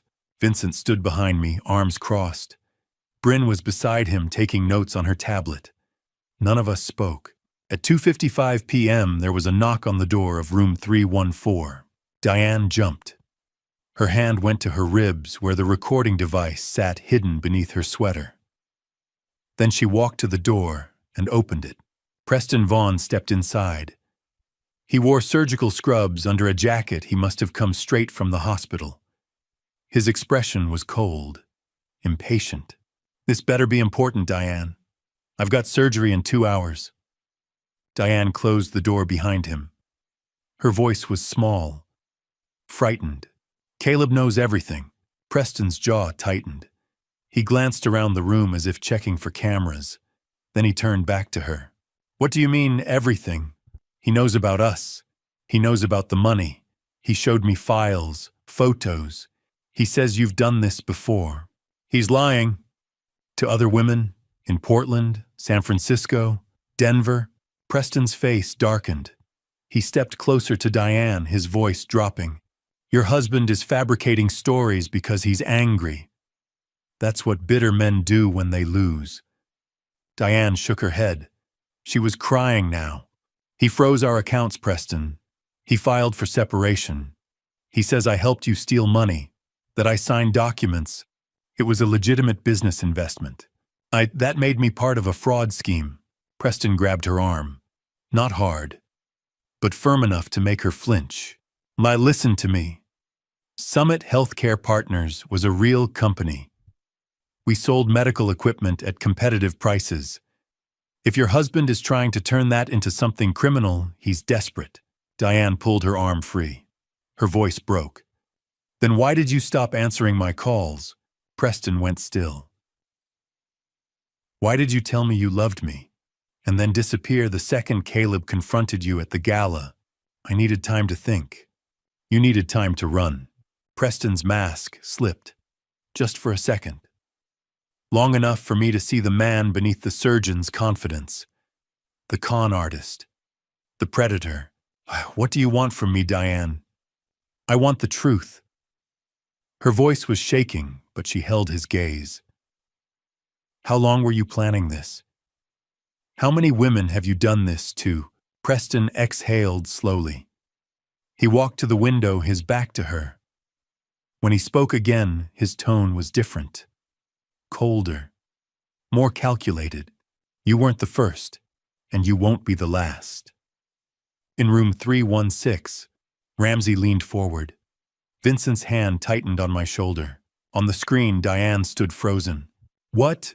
Preston turned to face her. "I've been doing this for 10 years. Portland, San Francisco, Denver. You were just easier than most. Married, middle-aged, lonely. You had access to money, and you wanted to believe someone still saw you." Diane's face went white. You used me. I gave you what you wanted. I made you feel special, and you paid for that privilege. That's how it works." "You told me you loved me." Preston laughed. It was a short, bitter sound. "I told you what you needed to hear. Just like I told Amanda in Portland. Just like I told Valerie in Denver. Women like you are easy, Diane. You're so desperate for attention that you'll sign anything. Transfer anything. Believe anything." He stepped closer to her. "And when your husband comes after me with lawyers, I'll remind him that every transaction was consensual. Every document has your signature. You're not a victim. You're a co-conspirator." Diane took a step back. Her hand went to her chest where the recording device was hidden. Her voice was barely a whisper. "You're a monster." Preston shrugged. "I'm a businessman. And if you're smart, you'll keep your mouth shut about this. Because if you talk to the FBI, you go down with me." He turned and walked to the door. He opened it, paused, and looked back at her one last time. "Consider this a lesson." Then he was gone. In room 314, Diane collapsed onto the bed. Her shoulders shook as she cried. In room 316, Agent Ramsey took off his headphones. He looked at me, at Bryn, at Vincent. "We got him." He turned to one of the other agents in the room. "Prepare an arrest warrant. We'll pick him up tomorrow morning at Seattle Grace. I want it public. I want every doctor, every nurse, every patient in that hospital to see him in handcuffs." He looked back at the monitor where Diane was still crying. "Send someone in to check on her. Tell her she did well." Bryn closed her tablet. Vincent let out a long breath. I stood up. Ramsey turned off the monitor. He looked at me. "We'll arrest him tomorrow, at the hospital, in front of his colleagues." He paused. "Do you want to be there?" I nodded. "Yes, I do. Friday morning, 7 o'clock. I stood in the parking lot of Seattle Grace Hospital, a cup of takeout coffee in my hand. Bryn was beside me, checking her phone. Vincent leaned against my truck, arms crossed, watching the main entrance. "Here we go," Bryn murmured as 3 black SUVs pulled into the lot. The FBI. Agent Ramsey had planned this carefully. 7:15 a.m. shift change. Maximum witnesses. Maximum impact. I took a sip of coffee and waited. Through the glass doors of the main entrance, I could see the hospital lobby. Nurses in scrubs, doctors with tablets, security guards at their posts, and then I saw him, Dr. Preston Vaughn, walking down the main corridor in surgical scrubs. He was mid-conversation with 2 residents probably discussing a procedure. His posture was confident, relaxed. He had no idea what was coming. Agent Ramsey and 3 other agents stepped through the entrance doors. Preston looked up, confused at first, then shocked.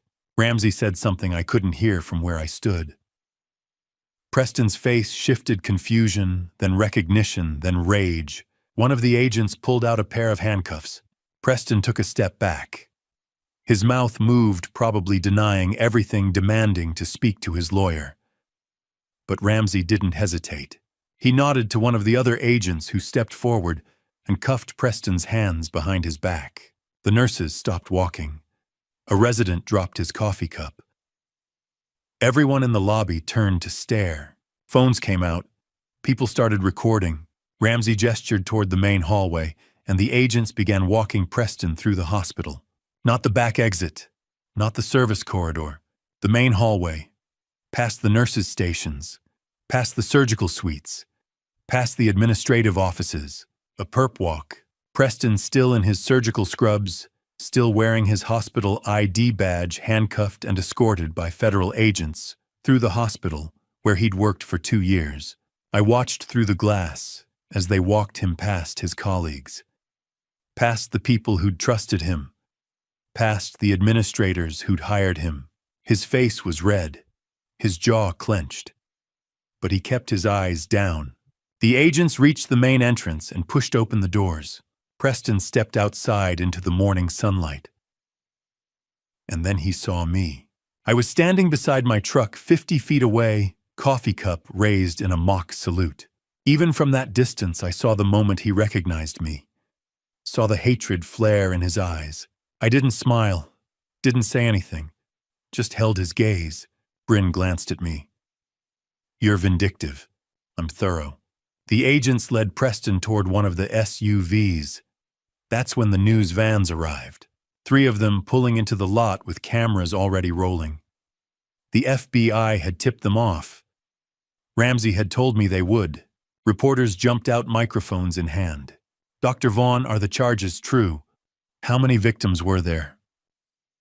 Did Seattle Grace know about the fraud? Preston said nothing. just ducked his head as the agents opened the back door of the SUV and guided him inside. The door slammed. The SUV pulled away. By noon, every doctor, nurse, and administrator in Seattle's medical community would know. By evening, it would be on the regional news. My phone buzzed. A text from Audrey Kingsley. I just saw the news. Thank you. After 4 years, there's finally justice. I typed back, he won't be able to hurt anyone else. That's what matters. Another message came through. From Diane, I'm sorry for everything. I stared at it for a moment. Then I deleted it without replying. My phone rang. I glanced at the screen. William Prescott, CEO of Seattle Grace Hospital, I answered. Thornton, Mr. Thornton. His voice was formal, careful. I wanted to personally apologize. We had no knowledge of Dr. Vaughn's activities outside the hospital. I appreciate that. Your contracts with us remain intact. In fact, we'd like to discuss expanding our partnership. I kept my voice professional. I'll have my office reach out next week. Thank you, and again our deepest apologies. He hung up. The hospital was protecting itself, distancing from Preston. Smart. Vincent pushed off from my truck. Coffee? I nodded. We walked 3 blocks to a small cafe, the kind with mismatched chairs and local art on the walls. A TV mounted above the counter was tuned to the local news. Breaking news this morning, a prominent Seattle surgeon has been arrested on federal wire fraud charges. Dr. Preston Vaughn, a cardiac surgeon at Seattle Grace Hospital, is accused of defrauding multiple women over the course of a decade. Bryn ordered a latte. Vincent got black coffee. I just wanted to sit. We found a table by the window. On the TV, footage of Preston being led out of the hospital played on loop. Bryn sipped her latte. He'll be out on bail by tonight, but the damage is done. Vincent nodded. The medical board will suspend his license pending trial. I leaned back in my chair. Ramsey said the trial will be in 3 to 4 months. Audrey, Amanda, Valerie, Diane, they'll all testify. He's looking at 15 to 20 years, Bryn said. On the TV, a reporter stood outside Seattle Grace recounting Preston's history. The victims, the pattern, the fake LLCs. Vincent looked at me.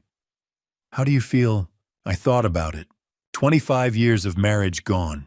A brother I'd never known existed. A son who wasn't mine biologically, but was mine in every way that mattered. A wife who'd lied about everything. A surgeon who'd conned us both, now facing federal prison. I feel like I can finally breathe, I said. And I meant it. Preston was under arrest. Diane was cooperating. The divorce would be finalized soon. The house, the business, the money, all of it would stay with me. In a few weeks, Evan would come home for Thanksgiving, and I'd have to decide when to tell him the truth. Not if, when. But today justice had been served. Vincent raised his coffee cup. To consequences, Bryn and I clinked our cups against his. On the TV above the counter, the news anchor moved on to the next story. But the image of Preston in handcuffs being led through the hospital, in his surgical scrubs, stayed in my mind. That was the image that would define him now. Not the brilliant surgeon, not the charming doctor, the con artist, the criminal, the man who'd finally been caught. I took a sip of my coffee and watched the morning light filter through the cafe window. For the first time in 5 weeks, I felt something close to peace. 2.5 weeks had passed since Preston's arrest. The paperwork was processed. Diane had cooperated with the FBI and the fraud charges against her were dropped in exchange for testimony. On Monday, October 28th, we met for divorce mediation. Bryn walked beside me into the office, neutral walls, bland art, a conference table built for endings. Diane was already seated with her court-appointed attorney, Heather Moss. I barely recognized her. No designer clothes, minimal makeup, hair pulled back. The confident woman from the gala was gone. In her place sat someone exhausted. defeated. She glanced at me briefly, then looked away. Dr. Julia Kenwood, the mediator, sat at the head of the table, efficient, detached. We're here to finalize the dissolution of the marriage between Caleb and Diane Thornton. Married 25 years. One adult child. Mr. Thornton is represented by Bryn Whitmore. Mrs. Thornton by Heather Moss. She opened her folder. Ms. Whitmore, present the proposed terms. Bryn slid our documents forward. The marital home, valued at $800,000, transfers entirely to Mr. Thornton. The mortgage included an infidelity clause drafted by Mr. Thornton's father. In the event of adultery, full ownership remains with the wronged party. Heather blinked. She hadn't known. Retirement accounts total $1.4 million. $1.2 million remains with Mr. Thornton. Mrs. Thornton retains her 401k valued at $200,000. The construction business, valued at $500,000, remains solely with Mr. Thornton. No alimony requested or offered based on adultery and financial fraud. Heather leaned forward. This settlement is extremely one-sided. Mrs. Thornton contributed to this marriage for 25 years. Bryn's tone sharpened. Mrs. Thornton committed adultery and stole $180,000 from joint accounts. She also concealed the true paternity of their son. She avoided criminal prosecution only because of federal cooperation. Diane flinched. Dr. Kenwood turned to her. Do you contest the proposed settlement? Diane finally looked at me. Her eyes were hollow. No, I don't contest it. Her voice was barely audible. Caleb is right. About everything. I destroyed our marriage. I lied. I stole. I threw away 25 years because... She let out a brittle laugh. Because of a con artist who never cared about me. Heather touched her arm. Diane, it's true. I was selfish. I wanted to feel desired, important. And I destroyed what actually mattered. She faced me. I'm sorry, Caleb. I know that fixes nothing. But I am sorry. Acknowledged, I said. Bryn cleared her throat. One additional matter. The paternity clause. Heather frowned. Paternity clause. Evan is not Mr. Thornton's biological son. Mrs. Thornton knew from the beginning and chose not to disclose it. Mr. Thornton discovered this during divorce proceedings. Diane began crying quietly. Heather looked between us. Does Evan know? Not yet, I said. And he won't hear it from her. I placed another document on the table. A non-disclosure clause. Diane is prohibited from telling Evan or anyone else about his true paternity. Violation triggers financial penalties and potential loss of visitation. Heather shifted uneasily. You intend to enforce silence about paternity. I'm protecting my son. He's 20. Senior year of college. His identity doesn't need to collapse right now. He'll learn the truth eventually, on my timeline. Diane's voice trembled. When? After graduation. When he's ready. Will I be there? I haven't decided. She nodded. I agree. He shouldn't hear it from me. Dr. Kenwood made notes. All terms agreed. Bryn and Heather confirmed. Then sign. It took 15 minutes. Diane's signature shook. Mine did not. The court will process within 72 hours, Dr. Kenwood said. Your divorce will be finalized by week's end. Thank you, I replied. Diane remained seated. Caleb, can we talk? Just a minute. Bryn glanced at me. 5 minutes. Everyone stepped outside. We stood on opposite sides of the table. I know I have no right to ask for anything, Diane began. But you should know something. I waited. I did love you. In the beginning. Maybe even until you didn't, I finished. Until I got scared. Of getting older. Of becoming invisible. Of feeling like the best parts of my life were over. She wiped her eyes. That doesn't excuse what I did. But it's the truth. Preston made me feel seen again. Young. Important. I wanted that feeling so badly, I ignored every warning sign. You traded 25 years for an illusion. I traded it because I was a coward. Because real love takes work, and I didn't want to face that. She met my eyes. Real love is built on truth, and I lied from the start. About Evan. About everything. I know, and I'll regret it forever. I'm not asking for forgiveness. I don't deserve it. I just hope you believe I'm sorry. And that being Evan's mother, that part was real. I love him. He's my son, I said quietly. Biology doesn't change that. 20 years of raising him is real. You don't get to take that from me. I know, and I'm grateful he has you. Silence filled the room. Will I see you at Thanksgiving? She asked softly. Evan wants us both there. I'll be there. You can come. But we're not a family anymore. We're Evan's parents. She nodded. That's more than I deserve. I turned toward the door. Caleb, I paused. For what it's worth, you were a good husband, a good father. None of this was your fault. I didn't respond. I walked out. Bryn met me in the hallway. You okay? I'm done, I said, finally. She nodded. Now comes the hard part. Evan would be home for Thanksgiving in 3 weeks. I still had to decide when to tell him the truth. We stepped outside. The Seattle sky was gray rain threatening. I climbed into my truck and sat for a moment. 2.5 weeks earlier, I'd watched Preston Vaughn led away in handcuffs through the hospital where he'd built his reputation. Exposed. Today, I'd signed the papers ending my marriage. In 72 hours, Diane Thornton would be my ex-wife, and I would be free. Free from lies, free from pretending, free from carrying someone else's deception. I pulled out of the lot and headed home, to the house that was now entirely mine, to a life I hadn't planned but was ready to rebuild. Rain began as I crossed the bridge. Steady, cleansing. For the first time in 7 weeks, I could finally breathe.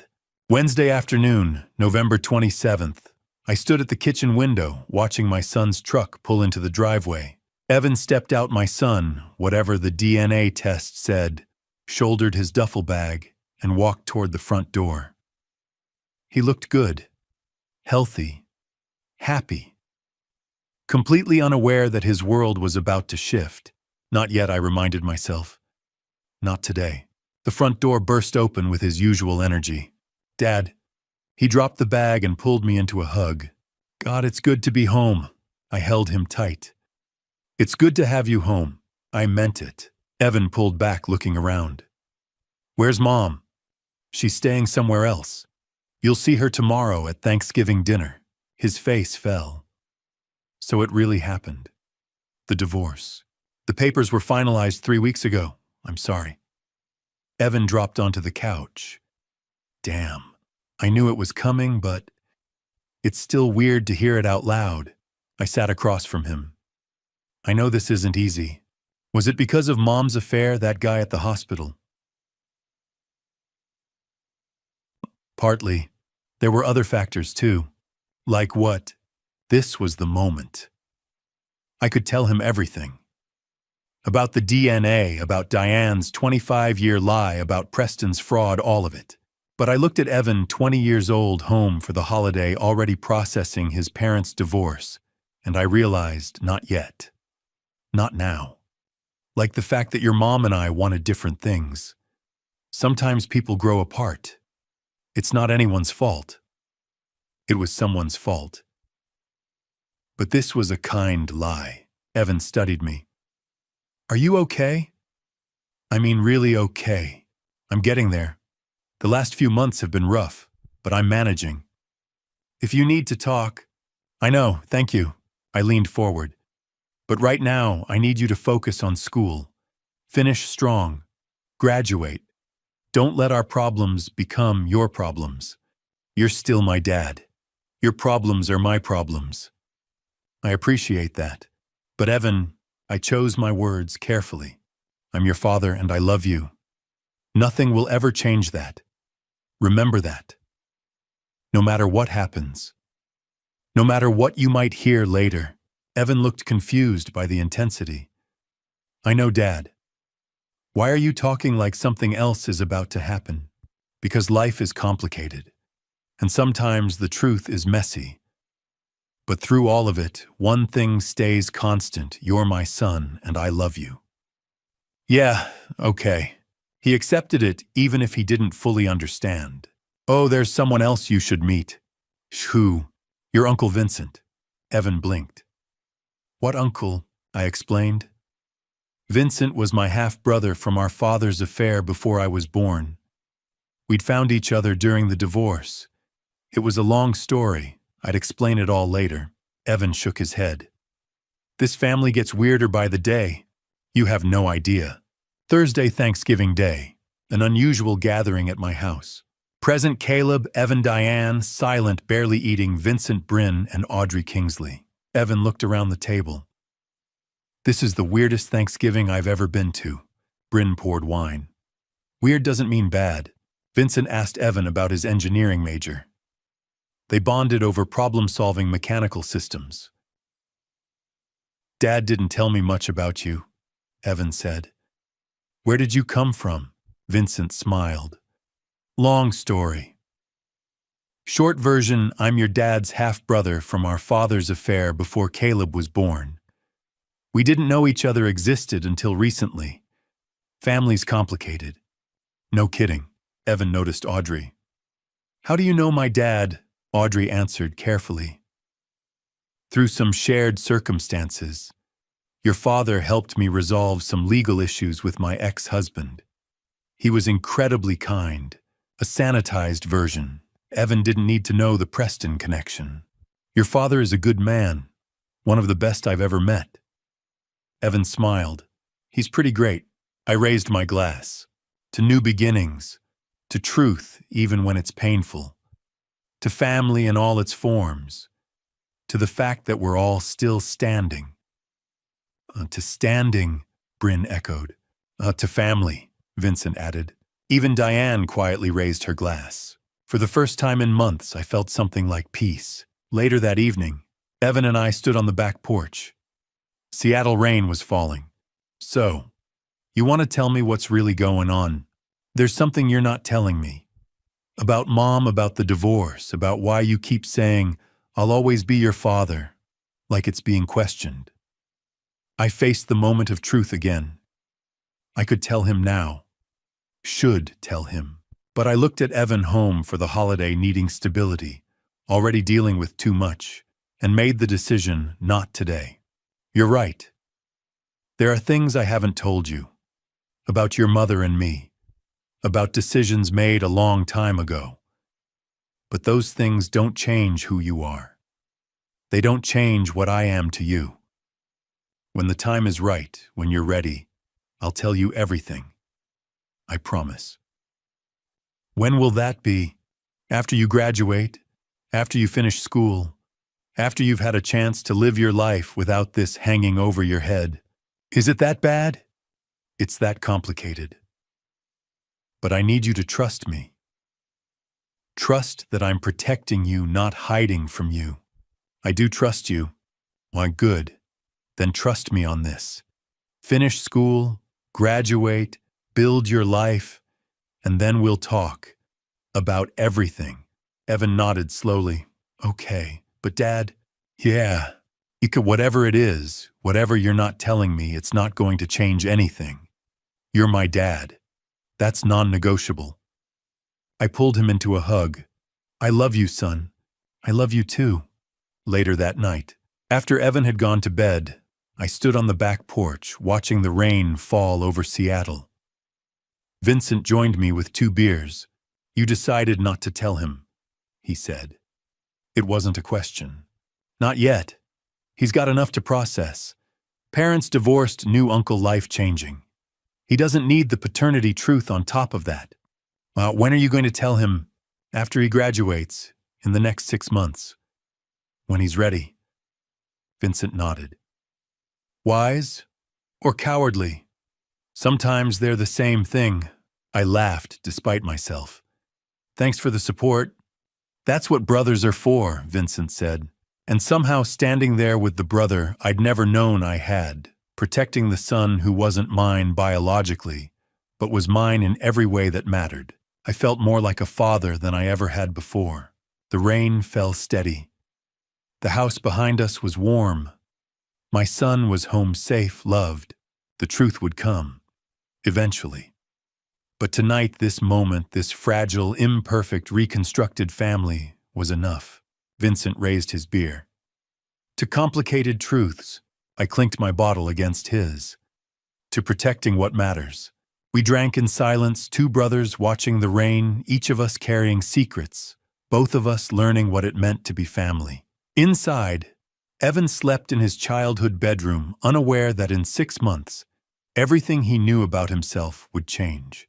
But for tonight, he was just a college kid home for Thanksgiving, and I was just his father, and that was the only truth that mattered. 3 months after Thanksgiving, on a gray afternoon in late February, I stood with Vincent at our father's grave, setting down flowers we'd chosen together. "You think he knew," Vincent asked, "that we'd end up here like this, Dad?" I shook my head. He was too busy running from his mistakes to imagine us making peace with them. Vincent rested his hand on the headstone. "Thanks for being a terrible father. It brought us together." I laughed softly. "That's one way to look at it. The only way. If he'd been honest, we probably never would have met. So, thanks, I guess." We stood in silence, then walked away side by side. 5 months had passed since the parking garage video changed everything. The divorce was finalized in November. The house was mine. The business was mine. My life felt like mine again. Vincent had become a steady presence: weekly dinners, Seahawks games, occasional help reviewing subcontractors. The brother I never knew existed turned out to be exactly what I needed. Bryn and I had grown closer too. She handled the divorce flawlessly, no appeals, no resistance. A complete legal victory. But beyond that, we'd strengthened as siblings through everything we endured. And then there was Audrey. We'd been seeing each other for 3 months. Coffee turned into dinner. Dinner turned into weekend hikes in the Cascades. Two people who understood betrayal, learning to trust again. We weren't rushing, just building something honest, one careful step at a time. My business was thriving. Word spread about how I handled Preston with restraint, integrity, and professionalism. Clients respected that. New contracts kept coming. Diane was living in Redmond now, in a modest one-bedroom apartment. She worked as a medical billing clerk, earning a fraction of her former salary. Her career as a hospital administrator was over. She saw Evan occasionally. Their relationship was strained, but not beyond repair. She was in therapy twice a week, trying to rebuild from the wreckage she'd caused. I didn't hate her anymore. I just felt nothing. She made her choices. Now she lived with them. Preston's trial began in early February.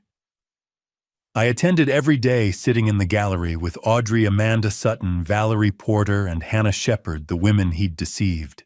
On day 3, Diane testified under immunity. She described how Preston seduced her, persuaded her to invest in Summit Healthcare Partners, and promised a future he never intended to give. The defense tried to portray her as complicit, but she held firm. On day 5, Audrey took the stand. Calm, powerful, devastating. She detailed how Preston stole $400,000 from her inheritance, derailed her career, destroyed her marriage, and silenced her with NDAs. "Did you believe Dr. Vaughn loved you?" the prosecutor asked. For a long time, Audrey replied, meeting his eyes. But none of it was real.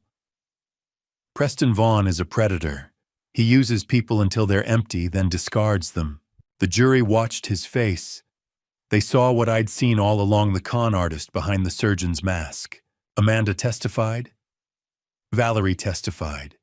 Hannah testified. An FBI forensic accountant presented spreadsheets proving $2 million stolen over a decade. After 2 weeks, the jury deliberated 4 hours. Guilty on all counts. At sentencing, the judge showed no sympathy. "You abused your position, your education, and your charm," she said. "You targeted vulnerable women and defrauded them systematically. The harm you caused is profound. 18 years in federal prison. Medical license permanently revoked. Assets forfeited. Audrey squeezed my hand as the sentence was read. Vincent nodded beside me. Justice had finally arrived. Evan was finishing his senior year at the University of Washington. He'd graduate in June with an engineering degree and a job waiting in Portland. He called every week. Still called me Dad. Our bond was stronger than ever. He still didn't know about the DNA test. I would tell him after graduation. Let him complete college without his identity unraveling. That was my final protection. For now, he was simply my son. And I was simply his father. One evening, I stood on my back porch with a beer watching the Seattle skyline glow. 56 years old, starting over, but not from nothing. I had Evan. I had Vincent. I had Audrey. I had Bryn. I had a business built with my own hands and a reputation earned honestly. My phone buzzed. A text from Evan. Hey, Dad. Just wanted to say thanks. For everything. For being honest. For being you. Love you. I smiled and replied, love you too, son. Always will. Later that night, Vincent asked, you forgive him? Our father. Yeah, I said. Not because he deserves it. Because I'm tired of carrying his mistakes. Me too, he answered. Resentment is heavy. We were done with it. Then Bryn called. Preston was officially transferred to federal prison today, she said. It's over. It's over, I repeated. And it was. I looked around my kitchen at the photos on the refrigerator. Evan's graduation announcement. Vincent and me at a Seahawks game. A Thanksgiving photo, awkward but real. People say blood is thicker than water. I've learned something different. Blood doesn't make a family. Choice does. Presence does. Love does. I chose Evan every day for 20 years. That makes me his father. Vincent chose to stand beside me. That makes him my brother. Diane chose betrayal. Preston chose greed. They chose themselves. I chose forgiveness. Not for them. For me. Because carrying hatred is exhausting. I'm 56. I have a son who loves me. A brother I didn't know I needed. A woman who understands my scars. A thriving business. A sister who fought for me. Most people spend their lives searching for family. I found mine in a parking garage. Life is strange that way. The family you choose can be stronger than the one you're born into. And the love you build is worth more than the love you're given. I'm Caleb Thornton, and I'm finally free. And to you, listening to this family story, remember this betrayal doesn't just destroy marriages. It shatters identities, rewrites histories, and forces you to question everything you thought was true. But here's what I learned through all of it. First, dad revenge isn't about destroying the people who hurt you. Real dad revenge is about protecting what matters most. Your children, your integrity, your future. I could have burned Diane's life to the ground. I could have told Evan everything the moment I found out. But dad revenge, true revenge, is choosing restraint when rage would be easier. It's choosing your son's well-being over your own wounded pride. Second, this family story taught me that family isn't defined by DNA. It's defined by who shows up. Who stands beside you when everything falls apart. Vincent, a stranger 6 months ago, became my brother. Not because we share blood, but because he chose to protect me. That's what family stories are really about, the people who choose you when they don't have to. Third, God puts people in your path for a reason. I'm not a perfect Christian, but I believe Vincent finding me in that parking garage wasn't random. It was providence. When my family story was falling apart, God was already writing a new chapter I couldn't see yet. Here's my advice. Don't be like me. Don't wait 25 years to face the truth. Don't ignore the red flags. Don't let fear of confrontation keep you living in a lie. If something feels wrong in your marriage, in your family, address it. Have the hard conversations early before they become catastrophic. But if you find yourself where I was standing in a parking lot, watching your life crumble, remember this. You get to choose what comes next. You can choose bitterness, or you can choose building. You can choose revenge, or you can choose peace. I chose peace, and it saved me. If this family story resonated with you, please leave a comment below. Have you faced betrayal, found family in unexpected places? Your story matters. Share this video with someone who needs to hear it. Subscribe to the channel for more real stories about navigating life's hardest moments with integrity. Thank you for following this journey to the end. Your time and attention mean everything. A word of caution. The stories you'll hear on this channel may contain fictionalized elements created for educational and reflective purposes. If the content doesn't suit you, feel free to explore other videos that better match your preferences. We respect your choice. I'm Caleb Thornton, and I'm finally free.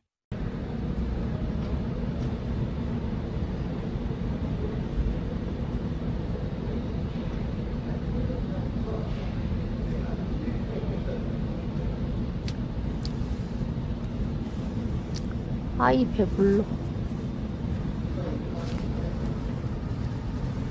뭔가 신박한 컨텐츠가 없을까? 얜 뭐요? 야,